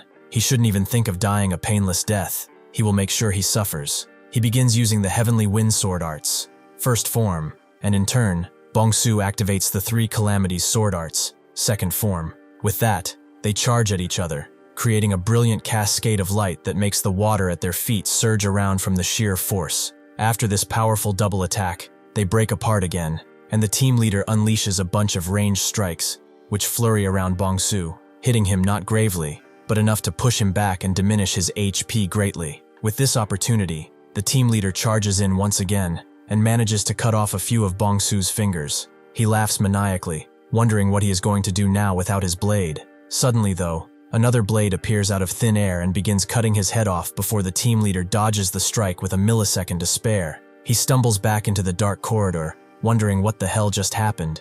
He clearly saw him drop his blade, so when did he get another one? If he had been a millisecond slower, his face would have been torn off now. Just what kind of sorcery is this? Before he can think about it more, Bongsu charges in once again and unleashes a left horizontal slash. The team leader defends against it, but just as he's about to clash his blade against Bongsu's, it disappears, and Bongsu is allowed to move behind him. The team leader doesn't understand. Again, that sword vanished. Before he can turn around fully, Bongsu unleashes a heavy kick to his face, smashing him through the wall and jumping after him in the glistening night. The team leader thinks that he is dead, but just as the blade is about to take off his head once again, Bongsu falters and falls to the ground roughly. The team leader understands that he is limited, doesn't he? That slash from earlier actually worked, didn't it? He pushed him too far. He begins laughing hard, as he got scared for nothing after all. Bongsu gets up slowly, shakily. He has taken way too much damage, and his HP is extremely low. One more hit and he is gone. However, his XP bar is almost full. If that is the case, there is definitely a way for him to get out of this. He charges in at the team leader once again, who thinks that he must have a death wish or something, and unleashes the Heavenly Wind Sword Art's final form, the Heavenly Wind splitting the sky. He unleashes a bunch of calculated, methodical strikes that barrage Bongsu, noting that he must be trying to take him down with him, but he won't have a single chance. Indeed, Bongsu is going for the kill, but before he can, the strikes converge on him, taking off both his hands and a leg, allowing the team leader to move in and roughly smash his head into the ground with his foot. He twirls the blade in his hand, calling him an absolute buffoon. Did he truly think he could take on the great Gosangong? Since he wished for it so much, he will grant him the mercy of death. However, his eyes widen as he sees Bongsu smiling and a blue light coming out of his mouth, the same light that appeared when he summoned his blade. The team leader realizes that he screwed up, but it's too late. Bongsu summons the sword from his inventory, which heals itself inside the team leader's head, roughly killing him on the spot. With that, he actually levels up, and the system immediately gives him all of his HP back, regenerating his body whole, with an incredible light that permeates throughout the entire sect, even in the deepest parts of it. After that, Bongsu completes his masterpiece, a testament to his insanity and skill. At the same moment, in the Danri clan, chaos erupts as expert martial warriors systematically take it down. Danri Cheonwoo, the head of the Danri clan, who has fought bravely up until now, looks on at the chaos around him, at his clan falling into pieces. Suddenly, a larger, predator-looking man appears before him, not even getting into a defensive position. The clan head just asks who he is and why he is there, but before he can finish, his head is cut in half, killing him on the spot. Mad Cloud tells one of his subordinates to go ahead and contact Hyol and tell him that the Danri clan is annihilated. Hyol himself is done with a woman he found somewhere else. Judging by her clothes, she was probably from the Danri clan. Well, she left a bad taste in his mouth for nothing. He should have just killed her on the spot. A messenger appears before him, and he understands it's over already. That Mad Cloud sure knows how not to have fun. However, the Namgung clan is weird. That light is not something they anticipated. There is no way Byun-Yang would send a signal this loud and flashy. Could the Namgung clan have found out about their plans somehow? He tells the messenger to block all the roads leading to Anhui immediately, and then commence on the first stratagem. Eventually, the guards find Bongsu's art piece, which reads as follows: "When the moon is full, the emperor will fall, and he who walks slowly shall become king." Bayok is there too, and he looks at it sternly. He does not know who would do such a thing, but one thing is certain: someone is targeting the Namgung clan. The wedding is fast approaching. They will increase the number of guards and make them take double patrols. If they spot anyone suspicious, they will report it to him immediately. As he walks away, he begins to decipher the contents of this cryptic message. Emperor refers to their clan, and when the moon is full, likely refers to the wedding taking place on the night of that full moon. But who exactly is he who walks slowly? His face becomes full of indignation and a keen sense of fear as he wonders what on earth is happening to their clan. The next morning, This is a very volatile topic among the clan elders. One of them screams as he smashes his fist into the table, noting that he's been saying this all along, but this is clearly a setup. This is Namgung Jun, leader of the Azure Sky Sword Unit. It has not even been a year since Heo joined this clan. How can they suspect the man who is to become their son-in-law based on some bizarre and macabre writing? The entire Murim will laugh at this clan if they continue to think like that. After a bit of silence, Namgung Yin, leader of the Boundless Sword Unit, tells him that his opinion differs from that of the leader of the Azure Sky Sword Unit. They must focus on the 8 characters left by the intruder. Anyone can see that the characters for walking slowly point to the name Heo. It is clear even to a child. Jung demands to know what he just said, but Yin continues. The intruder secretly infiltrated the great Namgung clan and killed their warriors in plain sight, leaving behind a message with an undeniable meaning. This means the intruder's goal wasn't just to infiltrate the clan, nor to kill someone or spy on them. Did they not all see that flash of light last night? That almost encompassed the entire clan. They sent a blindingly strong signal, as if to show off, and then vanished like a ghost. Jung doesn't understand him, so he is saying they should arrest Heo over a frame-up by an intruder that is not even confirmed yet. That would smear the prestige of their clan for good. What if this is a setup? Huh? What then? How is he supposed to show his face in public after something like this? Bayok tells them that's enough. Both of them are right. The leader of the Azure Sky Sword Unit said the intruder is suspicious, and the leader of the Boundless Sword Unit said they cannot simply ignore even the least possibility of something like this happening. Is that not why the Heavenly Standard Unit leader and the Heavenly Wind leader are out investigating right now? Jung calms his rage and confirms that the Heavenly Thunder Unit has already gone scouting towards Hefei.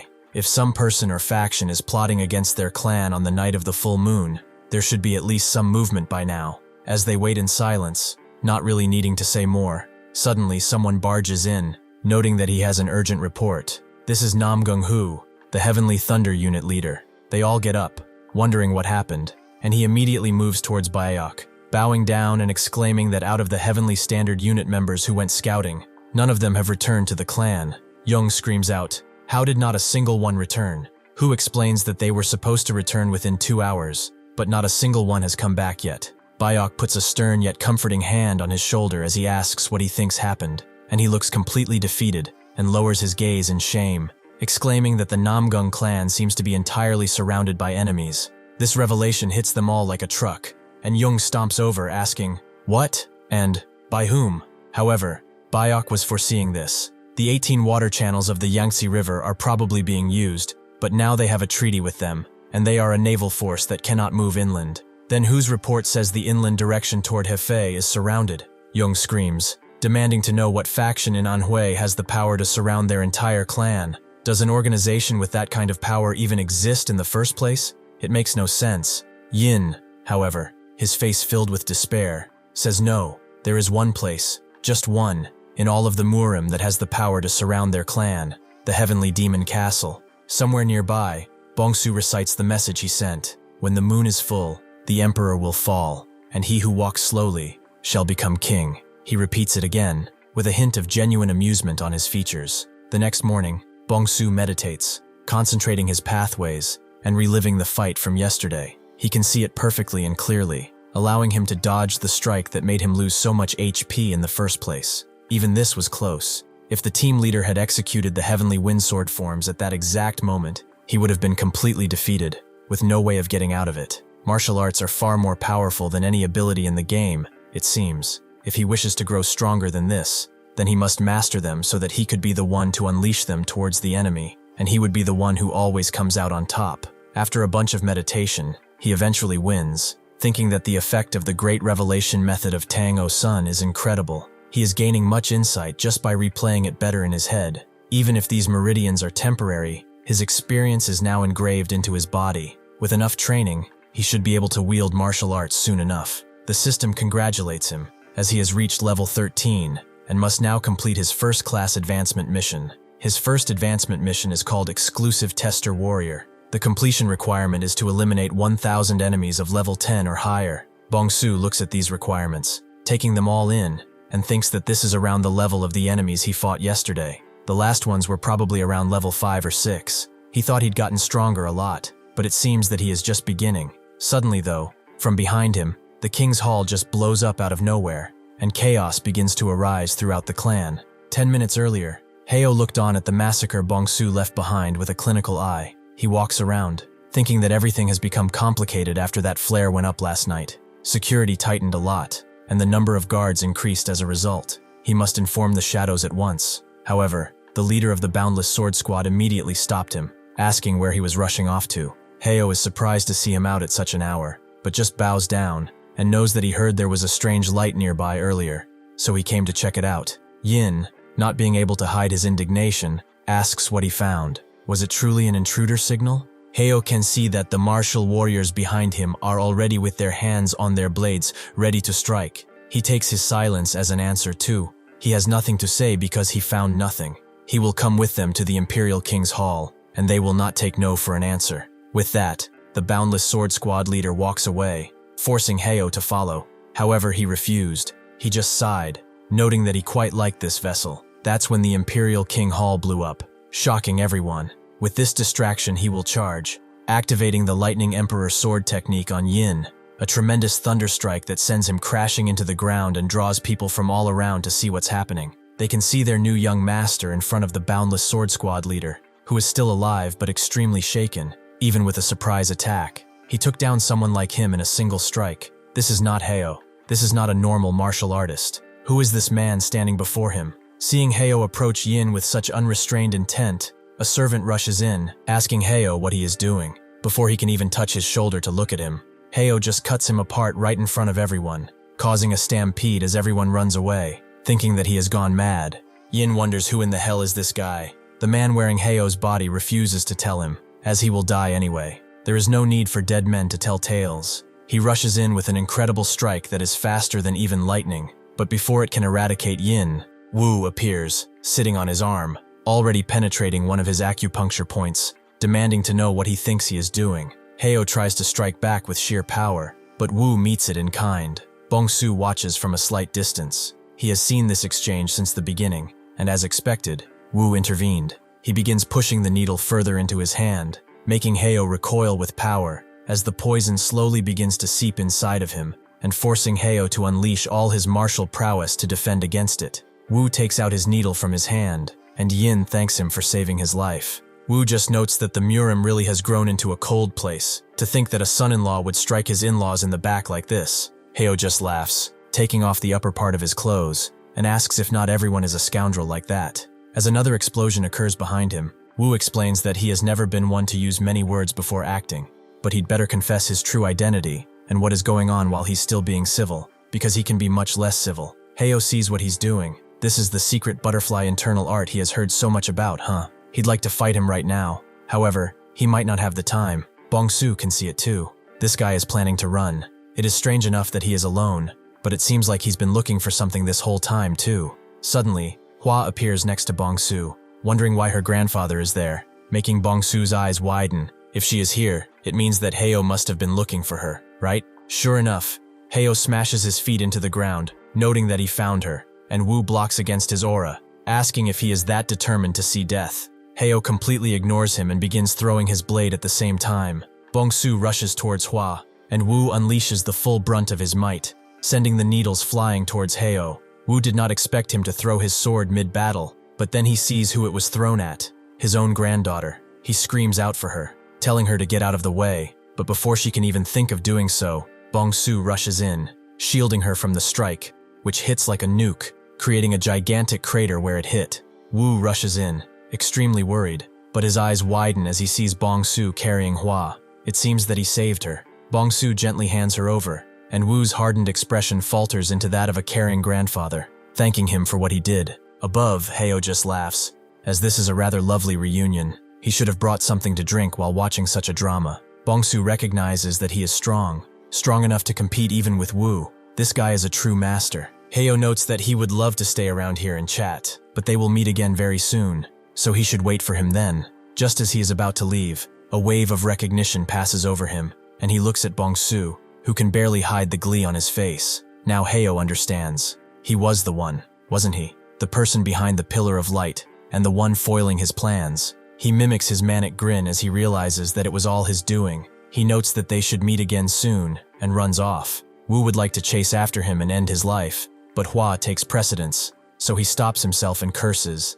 as they've been completely and utterly had. That evening, Biok sits in the king's hall, noting that only 4 people reduced them to this. A wave of regret washes over him as he realizes that all of Heo's actions, and even his marriage to Hai, were all planned from the start. All the messenger pigeons they sent to the Murim alliance were killed by falcons too, and now that their clan's defensive 3 emperors 9 kings formation is destroyed, they are like rats in a barrel. Yin arrives and notes that he would like to speak. Currently they have 3 options: run, fight, or send a messenger. Biok tells him to skip to the third, as he knows just as well as he does that the first 2 are an impossibility. Yin agrees, and explains that sending a messenger means having someone report their current situation to the Murim alliance, and waiting for reinforcements. Considering the distance from here to there, it would take less than a week if they traveled at full speed. Biok has thought of that, but who could break through their siege and make it all the way to the alliance? Yin says there is one person, an absolute master with movement arts,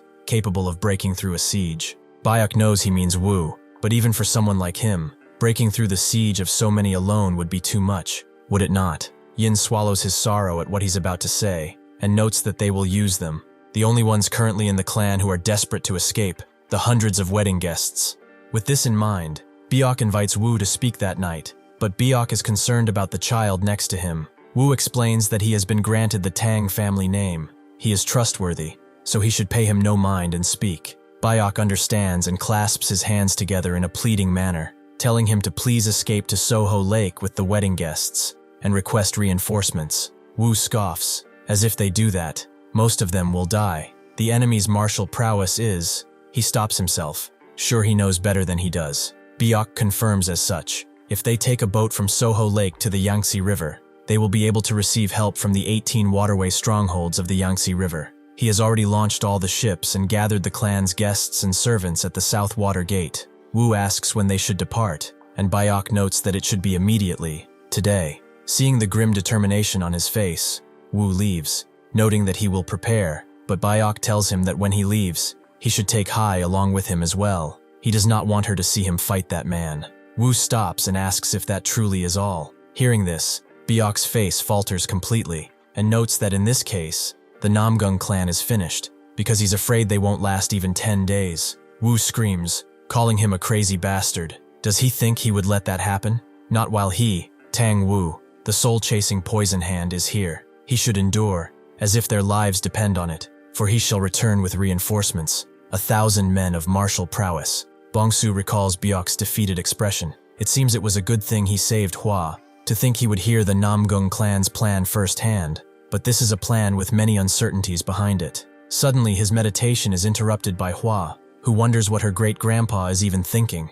She quickly composes herself as she sees Bongsu and stands next to him, not really knowing what to say. This guy is pretty awkward, but she should say something.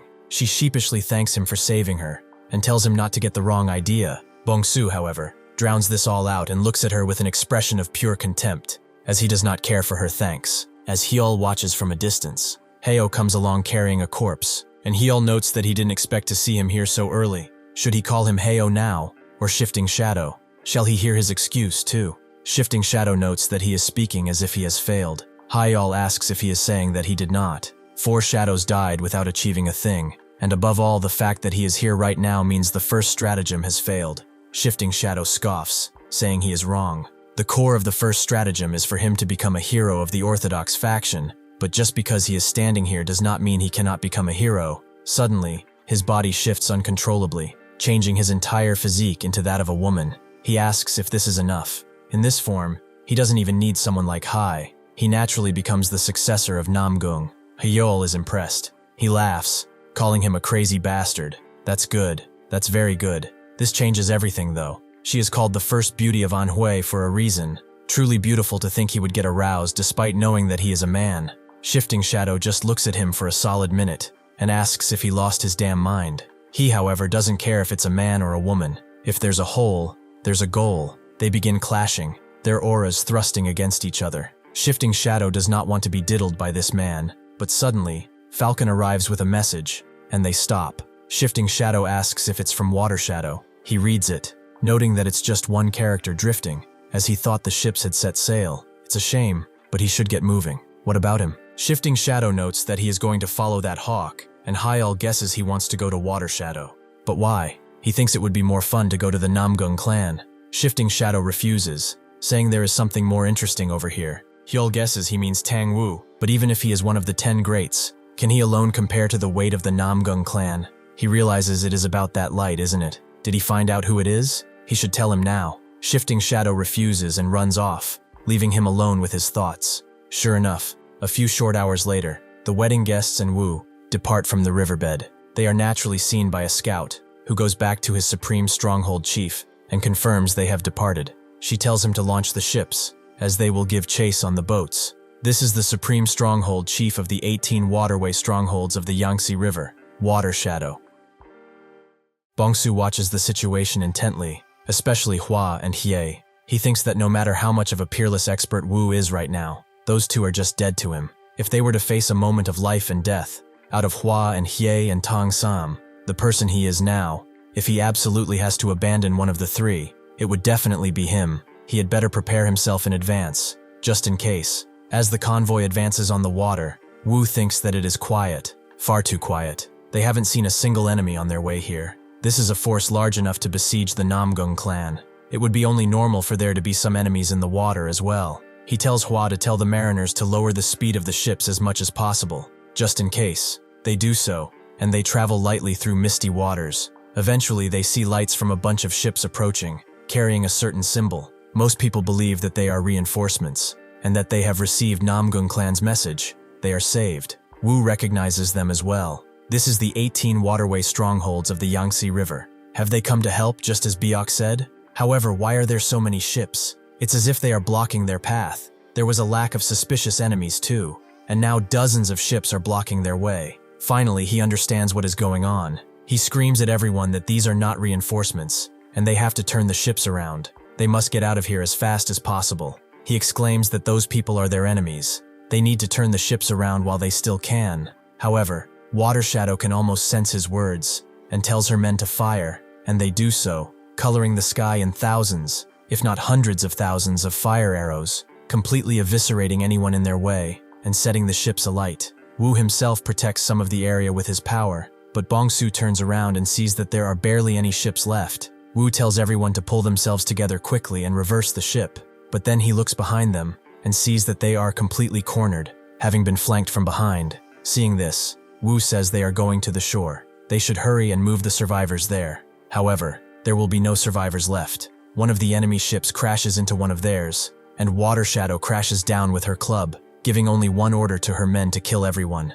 They begin doing just that, annihilating the defenseless people without prejudice, with glee, in fact. Seeing this, Wu clenches his teeth so hard it's surprising they don't break, and he goes to Hai immediately, hitting a pulse point on her head to knock her out. Hua wonders what he's doing, and Wu says that they have to reach the shore. Hua says that it's impossible, even for someone like him. To take all three of them is just too much. Wu notes that he will only be taking just two, and they both turn to Bongsu. He explains that he was greedy for his talent, which is why he planted the goo inside of him, intending to control him as he pleased, to serve as a cornerstone of the Tang clan. However, it seems that he has really grown old. He has grown attached to a mere doll like him. He will not kill him today, but he won't save him either. With that, he goes to the edge of the boat. Hua would like to say something, would like to help perhaps, but she notes that it's fruitless now. Wu calls Bongsu's name one final time, noting that the Tang clan may not even know of his existence yet, but he, the soul-chasing poison hand,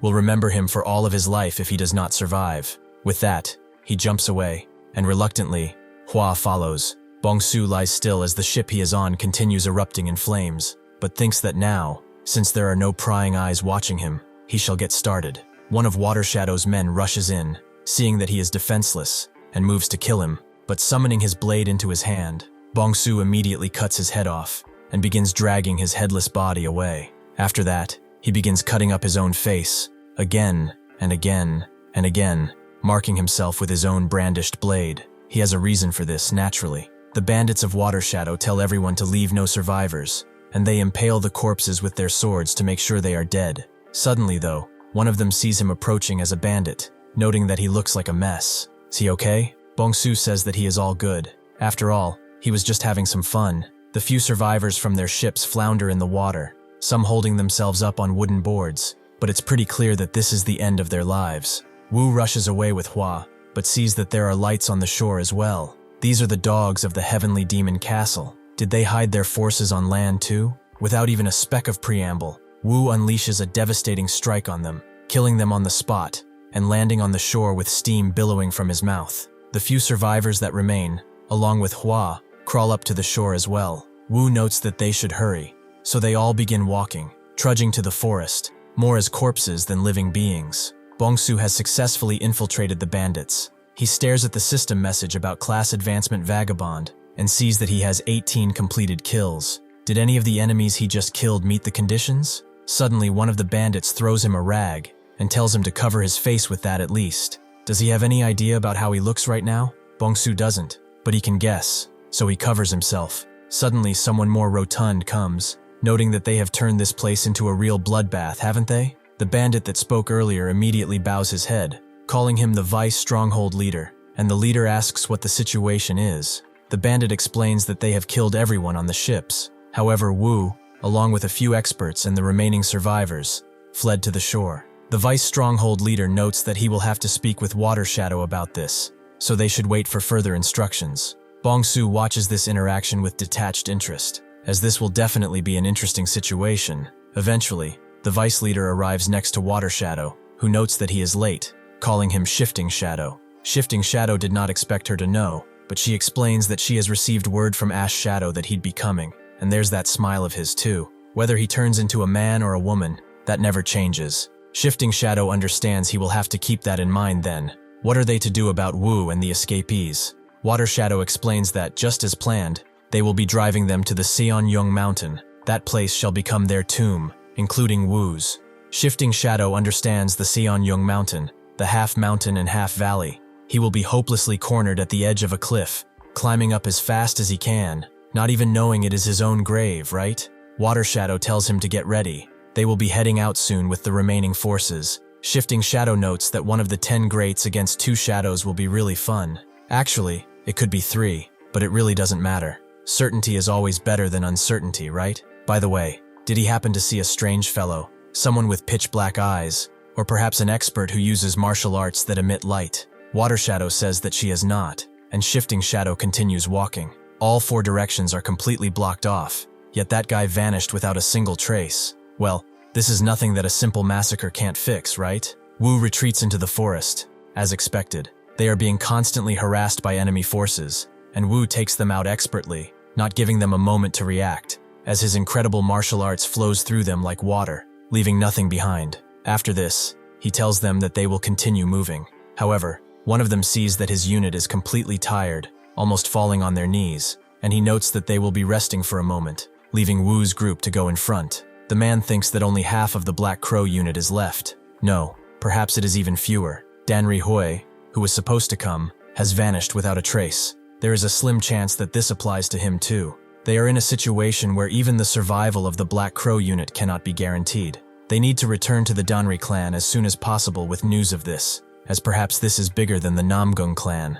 Suddenly though, he hears a shift in the bushes, and he immediately tells his unit to arise for battle. They do so, and he demands for the enemy to come out, and they do. It's the bandits from before, all eager to slay their enemies. And among them, naturally, is Bongsu, who is eager to increase his level and continue his path. The bandits rush in, telling each other not to leave a single one alive and to kill them all. And the Black Crow unit moves in as well, as they have to survive and return to the Danri clan. As the fighting begins, Bongsu immediately rushes at Da In Hyul, who knows that his own body is already at his limit. He can feel it. He has to settle this quickly somehow. He uses the single stream, 10-sword style, the Flying Swallow 10 successive swords, unleashing a flurry of strikes onto Bongsu that flow like water, but Bongsu is not hit by any of the strikes, as now he can see Da In Hyul's sword. Seeing that he dodged, Da In Hyul rushes in again, noting that his petty tricks will not work forever, but Bongsu meets his strike with one of his own,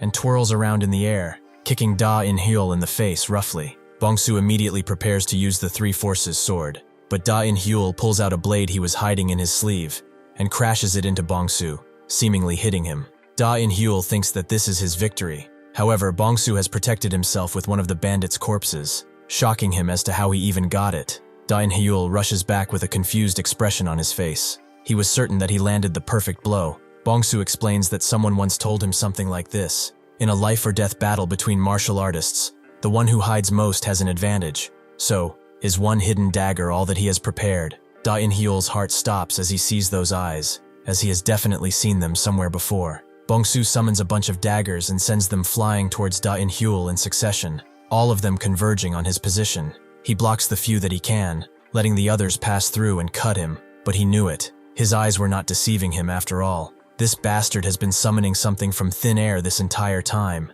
Just what kind of malefic sorcery is this? Bongsu rushes in at the same time. Another bandit rushes from behind Da In-hyul. He notes that he cannot avoid this, but instead of hitting him, Bongsu hits the bandit roughly, killing him on the spot. Bongsu screams at him not to dare mess with his hunt. Seeing those eyes now, Da In-hyul remembers that violent red hue, that gaze. This is the bug from the Danri clan, the Sosum. How dare a lowly wretch like him do something like this? He charges in with newfound anger, demanding to know since when he has been deceiving them.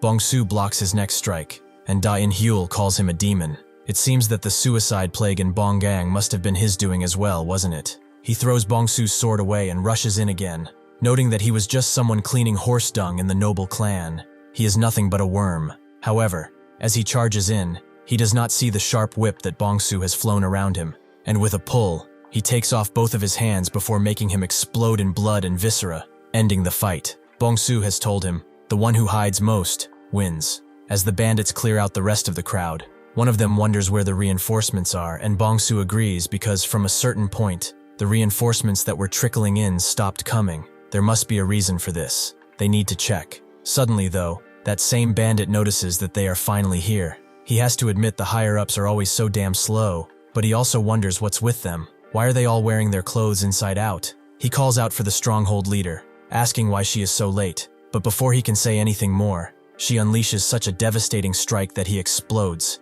his hands, feet, and head flying in every direction.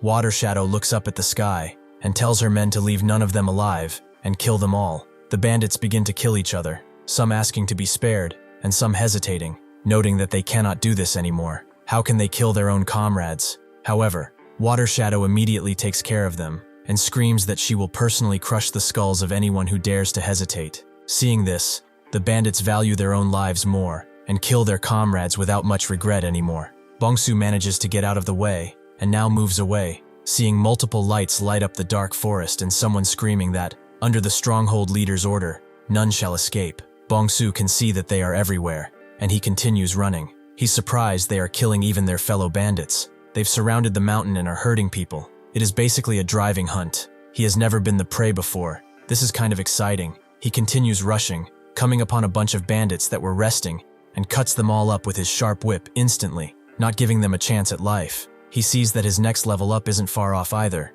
and these guys are doing so much for him. Perhaps he can use them. Wu and the others continue running, having just taken care of a bunch of bandits. Hua asks Wu if he can feel it too, and he confirms as such. This is a driving hunt. They keep herding them towards the mountain peak. Suddenly, someone rushes in from their group, noting that they must come see this. He takes them out to where they were going, a seemingly bottomless pit filled with fog. Everyone begins to despair, some falling on their ass, others claiming that it's over and that they will die. Hearing this, Wu screams at them to shut up. Who says it is over? Even an old man like him has not given up, and they're already giving up their lives like this. They just have to kill every single bastard that comes here. Do they think that they cannot? The men immediately lose their bravado and agree, but suddenly, a bunch more bandits arrive. Everyone gets ready for battle, but one of them explains that they were attacked too. With Bongsu right behind him, Wu asks what he's talking about, and the bandit explains that they ran away. Those guys the stronghold leader brought attacked them. They were on the same side, so he doesn't know why. Wu wonders if this is an internal conflict. It seems that this is their chance. They need to break through their encirclement and head back right now. Wu tells them to move aside if they don't wish to die. They are heading back down the mountain. Suddenly though, someone calls out, "It's Shifting Shadow," noting that Wu ran really hard, and this is the best he could do. He looks just like a rat in a jar. He is accompanied by Water Shadow, who says nothing. Wu demands to know who the hell he is to be talking like this, and Shifting Shadow changes his face, noting that perhaps Wu recognizes him like this. Wu immediately becomes enraged as he sees Doyak, and Water Shadow tells Shifting Shadow that they do not have time for his little games. They should hurry up and deal with the soul-chasing poison hand. However, Shifting Shadow moves in front of her, noting that Wu is going to die anyway, so they should take their time. Besides, one guy has not arrived yet, and Shifting Shadow has something to ask him. He tells Wu to calm down a bit. He just has one little thing to ask before they clash. That piece of trash he was carrying around. Just where is he right now? Bongsu watches from a distance, wondering why they are even looking for him. Then the reckless move of killing even their own allies was this? No. Perhaps it is only natural, right? Considering the flash of light that night, and his intervention must have completely ruined their plans too. From their perspective, he is someone they absolutely have to hunt down and kill. His heart begins to beat in his chest. A manic sensation spreads through his body, warm like an embrace. Just how delightful is this feeling? Shifting Shadow notes that an expert capable of unleashing a flash of light like that couldn't possibly be dead. He is certain he is somewhere around here, so he screams out, telling him to come out now. He told him before, right, that they would definitely meet again. If he doesn't come out by the count of 3, he is as good as dead. Suddenly though, Bongsu begins killing the rest of the bandits around, and Shifting Shadow guesses that it is him. However, Bongsu has also leveled up, and that gigantic beam of light flows down on him again. Once it's gone, Bongsu is gone as well. Shifting Shadow wonders if he disappeared, but it wasn't that. It was only for a fleeting moment, but he saw a shadow within that light. Then, did he go down the cliff? No. Did he go by himself? But even Wu wouldn't be able to land in one piece if he jumped off the cliff like this. Did he end his own life perhaps? As he continues watching the cliff, wondering what is going on, Haye begins to slowly stir awake. Shifting Shadow scratches the back of his head, noting that he has quite a bad taste in his mouth because of this. It is a shame, but he supposes he will have to settle for them. Hiei slowly gets up, recognizing him as young Master Du, and wonders what the meaning of this is. Why is he like this? Shifting Shadow wonders, was she always such an idiot who could not grasp the situation? Wu tells everyone to fall back, but before the battle can begin, a familiar voice screams at them to wait and hold on a minute. He moves through the bandits. It's none other than Hai-Al, who wonders, surely they weren't about to start the feast without someone as great as him, right? Wu is extremely wary of seeing another one of them, as the ones before were already at the level of their clan's peak realm experts, and now, there's a similar one too. However, Wu sees that Hai-Al has something in his hands that makes his old wise eyes widen.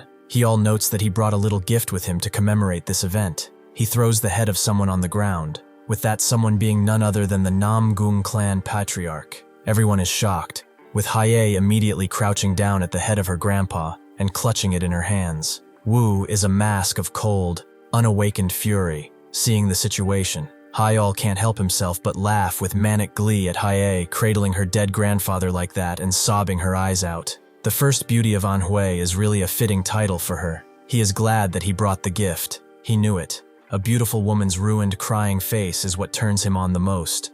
As he comes down from his amused state, he sees that his comrades really aren't that impressed, and he wonders why the mood is like this. Why is he the only one laughing? Is he not supposed to be turned on or something? Water Shadow notes that he really is a crazy bastard, and even Shifting Shadow notes that he isn't human after all. Hai-Al points at them, noting that they crushed the Namgung clan, and even Wu will die by their hands soon enough. That makes 2 beyond peak realm expert heads and 2 wives to have by his side too, which is always better than 1. Hearing this, Wu charges an amazing amount of power into the needles and throws both Haye and Hua away, right over the cliff. He explains that he has poured half of his remaining internal energy into the Dragon Phoenix golden needles. It is certainly not enough to safely descend the cliff. Their limbs or something else might be crippled for life, but the 2 of them surviving is the most important thing for him. Shifting Shadow points at him, asking what he is doing, but Wu screams at Hua of the Sichuan Tang clan. She must survive, even if she breaks, even if she is ruined. She must live on and return one day to repay the blood debt for him, Tang Wu. With that, they fall to the ground pretty roughly, and Hai-Al clutches his head, screaming like he lost the lottery. He immediately rushes in, asking how Wu dares to take his wives. Upon Wu unleashing his entire aura, he immediately takes a step back, as he knows he will die if he moves a step further. Wu tells them to come, as the only thing he has left is the empty name of the 10 Greats. From this moment forth, the soul-chasing poison hand shall reap their spirit essence and carve their mistakes into their flesh. As Bongsu falls down the mountain, he uses one of the bodies to steady his fall, and drives his blade into the mountain range. He has descended about 500 meters so far. The remaining distance is about 1,200 to 1,500 meters. While going down a cliff like this is basically life-ending. With his body strengthened from leveling up, if he uses the corpses in his inventory as a buffer to slow his descent as much as possible, it would not be impossible to get down safely. However, that's when his sword catches in a particularly rocky part of the cliffside, and he falls off of it completely. Seeing this, he activates his inventory, summoning a bunch of them, and uses them as stepping stools as he grabs another sword and makes his way back onto the cliffside, riding yet another corpse. Whether it is Tang Wu or even the enemy, they will all end up at the bottom of the cliff eventually. He will survive this descent somehow, and then look for an opportunity. Shifting Shadow notes that Wu just activated his poison arts. He thought he would not be able to use them because of those tag-alongs, but to think this stubborn old man would take such a gamble with his granddaughter's life until the very end. However, making this kind of decision means that he's already been pushed onto the defensive. He calls out for everyone to attack the soul-chasing poison hand and kill him. The different bandits all charge him, stopping for nothing, not even the people in front of them. They all continue their charge, counting in the hundreds if not thousands. But as they approach him, Wu suddenly unleashes the soul-dementing ghost poison hand, unleashing such a toxic aura that it completely melts the people around him in a power that is overwhelming and blinding. The three commanders are safe for now. They can see the destruction that Wu has wrought with only that much power. Shifting Shadow did not expect him to be able to use such an attack right now. If they had not taken the antidote beads beforehand, they would have melted too. However, Hyel doesn't seem to have been granted that mercy. As the poison overtakes his body, making him look even uglier, he wonders how they are completely fine. Water Shadow throws him one of the beads, and he immediately pops it in his mouth, allowing him to live another day. He finally feels alive, but he is a little mad that they kept these things to themselves. Suddenly, their talk is interrupted by Wu taking out yet another bandit who screams and pleads for help. But Wu grants him no mercy. He can see that they took antidote beads. They came fully prepared to kill this old man. That being said, the one standing before them right now is one of the 10 greats of the entire Murim. The shadows know they messed up, and Wu immediately charges in before they can even react. But Water Shadow strikes at him with a blow so hard that it seemingly breaks through Wu's poison defense, making her smile as the strike goes through the sky and parts the clouds. Suddenly, a needle appears right in front of her eyes, aiming to kill her. Shifting Shadow grabs it just in time, asking Wu what he thinks he's doing. Does he expect a mere hidden weapon to work? Suddenly though, with a shift of his pinky and thumb, the hidden weapon becomes a bomb that blows up spectacularly. Hyel jumps up, calling Wu a crazy old man. He should stop throwing hidden weapons like the coward he is and fight him fair and square. He unleashes the shadowed phantom bloom onto Wu, who wonders if fighting 3-on-1 is not just as cowardly. He lets out a bunch more hidden weapons and makes them blow up all around Hyel, who is forced to dodge, noting that they are all incredibly petty. However, using that distraction, Wu has perforated his shin with one of his poison attacks, having gotten one of them. With this leverage, Wu pulls Hyel right in front of him, and Hyel knows that he has to block this incoming strike, as he will surely be dead if not. Wu's hand, which seemed normal at first, is so fast and strikes everywhere all at once, this being a pressure point strike that leaves Hyel unable to move his body any further. Wu grabs his hair and notes that he will start by gouging out those filthy eyes that dare to look at his granddaughter. That way, he takes out one of the eyes, making Hyel scream loudly, but suddenly Shifting Shadow attacks with a strike that Wu can barely dodge himself. Now he realizes this was a palm technique, so that was his true skill, not the saber technique he used earlier. The Shifting Shadow charges in, using the Thunderclap 100 Strikes palm, while Wu himself uses the Delusional 6 Acupoint Bloody Hand. Their strikes shake the entire mountainside, and Wu can see that he is actually being pushed back somehow. Shifting Shadow notes that his internal energy is finally going to run out.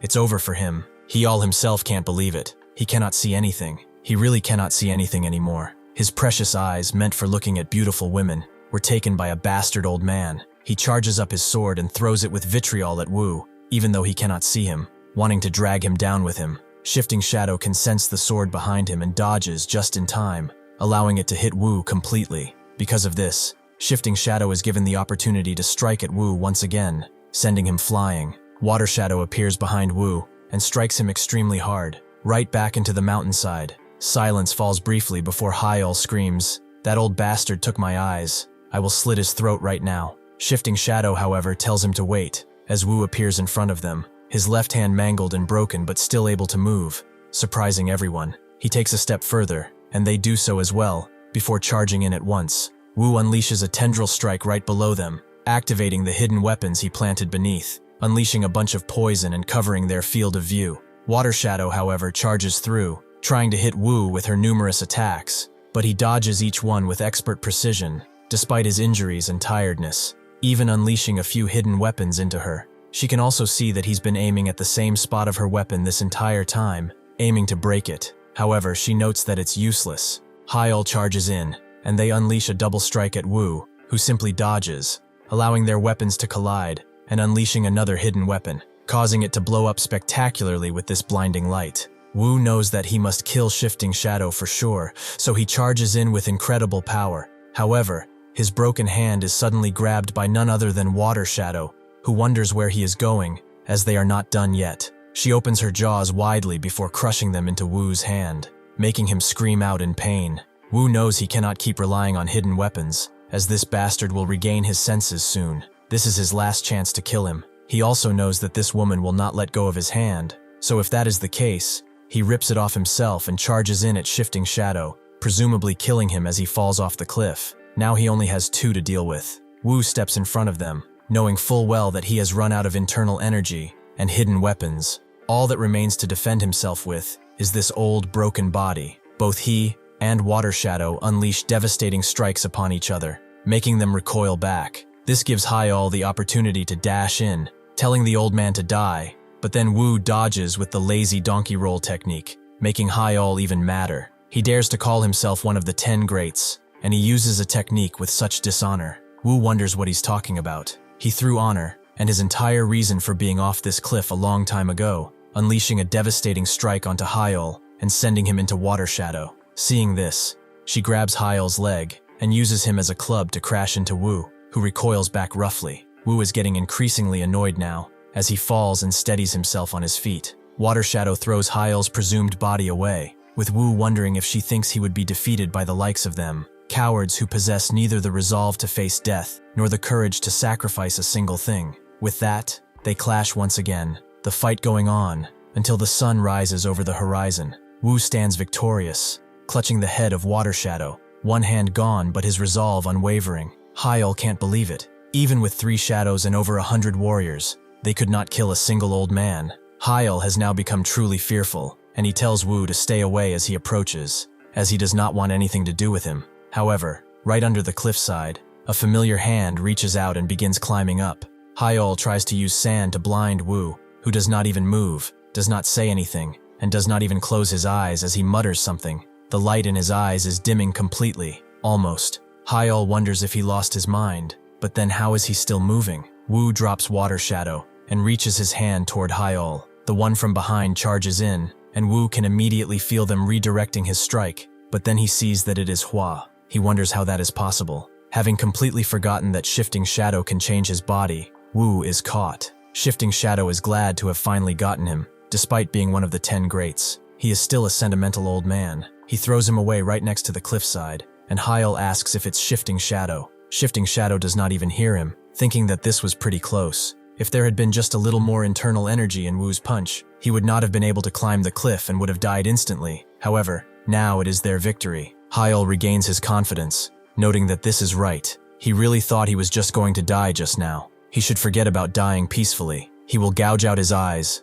sever his limbs, and slit his throat until the very end. Naturally, his head will go down the cliff, and those wenches will also die with him. However, his expression falters as he sees Wu, despite the hole in his chest, hold out his hand for a technique. It pales in comparison to the original, but if this is where his life ends, then, imperfect though as it may be, it is what it must be. Even if he had to burn away every single last shred of life and chi that he has left, he will defeat them. He begins using the heaven-shrouding petal rain, summoning hundreds and thousands of hidden weapons along the cliffside that he has used up until now, activating all of them in a strike so fantastic that it completely overwhelms the entire cliffside, making it look like a blinding light show. Wu, who falls down the cliffside, is thinking of Hua, having wanted to see her get married before he died. So, if there is only one wish he has to the gods, or to anyone listening, it's for her to survive. Naturally, Bongsu has heard the explosion, and he knows what it means.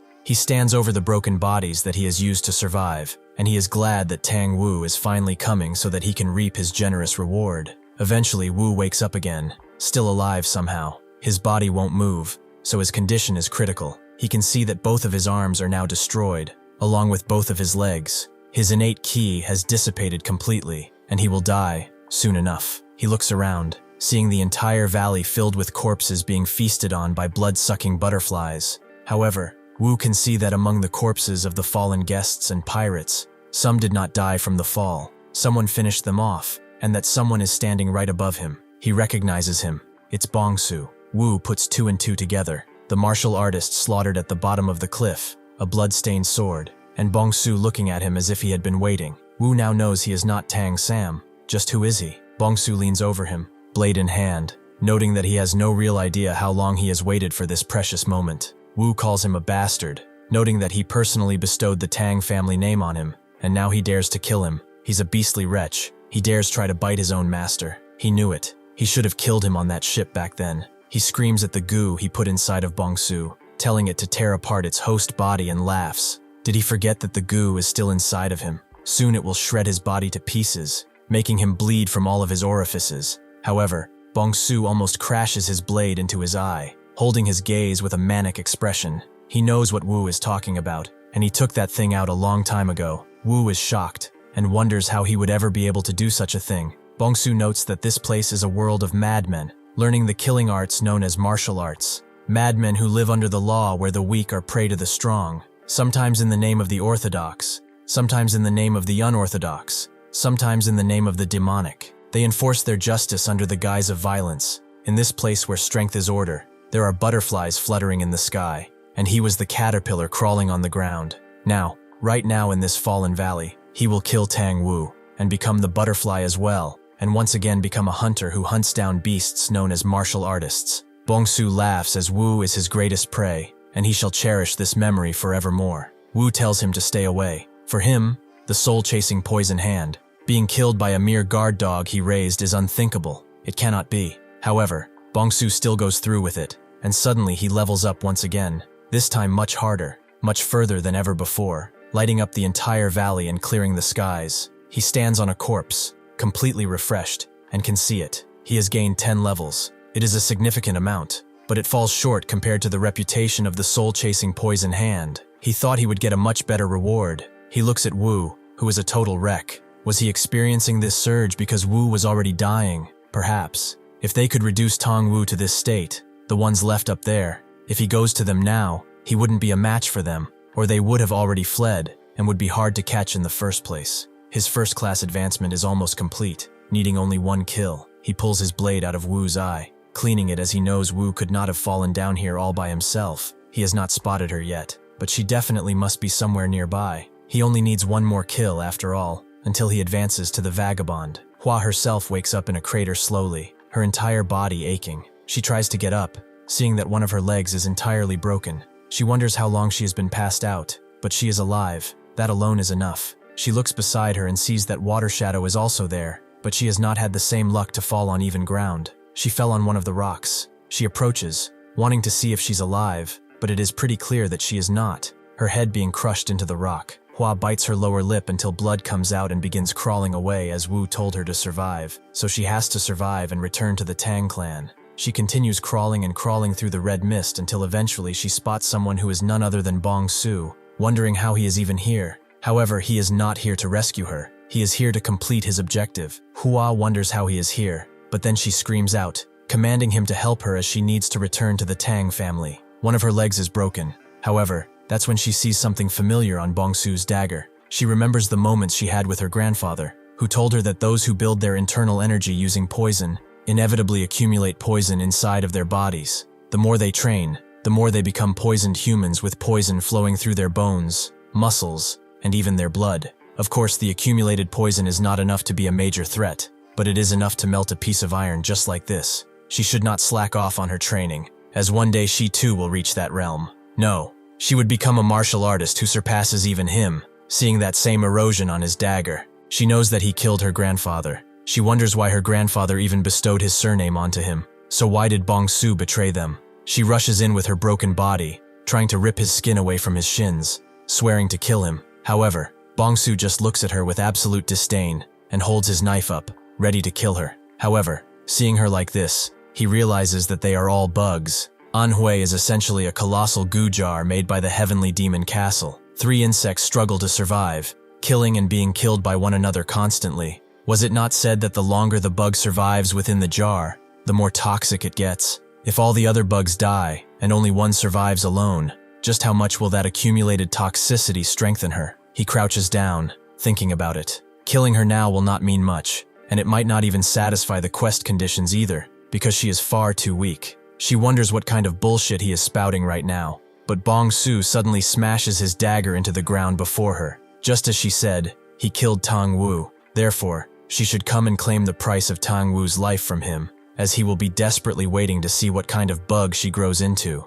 Seeing the absolute confidence with which he says it, and the gall to not kill her right now, she screams out in rage, cursing him, swearing upon her very soul that he will regret not killing her this day. Now, to Bongsu, the entire Murim is one giant goo jar, the orthodox and unorthodox, and the heavenly demon castle. Soon, countless of these bugs will swarm the Murim and start killing each other. To survive and hunt, he must become stronger than he is now. He needs to become at least strong enough to hold his own in a battle against an expert of Wu's caliber. To advance to a vagabond, he will need to properly hit level 30 as well. To do that, he needs to hunt more fiercely than ever before. After a bit of introspection, he smiles as he changes his hunting ground to a place with a lot more blood, a lot more battles, and definitely a lot more experience points. Inside of the destroyed cliffside, the 3 shadows finally land from the sky while calling Wu a crazy bastard until the end. He detonated all those hidden weapons right in front of their faces.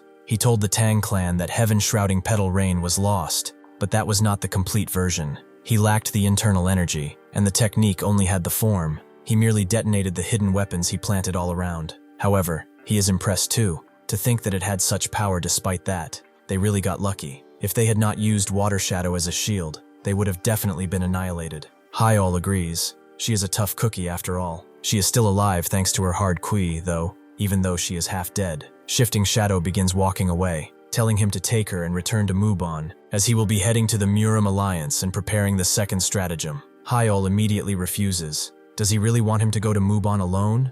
Does he really want him to die or something? No, they will go together if that's the case. However, Shifting Shadow just leaves, leaving Hyol in such fear that his teeth begin to chatter. They go to Muban's castle. Hyol stops at the door, hyping himself up so that he doesn't piss himself the moment he walks in. With a loud, heavy breath, he opens the large doors, revealing Muban. He immediately gets on his knees like a dog, and notes that they have completed the first stratagem he ordered without any issue. Of course, Water Shadow was slightly injured. However, there were really no issues at all. The Namgung clan has been annihilated, and he even took the Patriarch's head himself. Before he can say anything further, Muban suddenly appears behind him from his throne. The air is silent, almost unmoving, but the pressure Muban exudes is real. He wishes for Hyol to repeat what he just said. Was the first stratagem truly completed without any issues? This is Muban, someone of great power, with eyes resembling those of Bongsu, those of a real and true killer.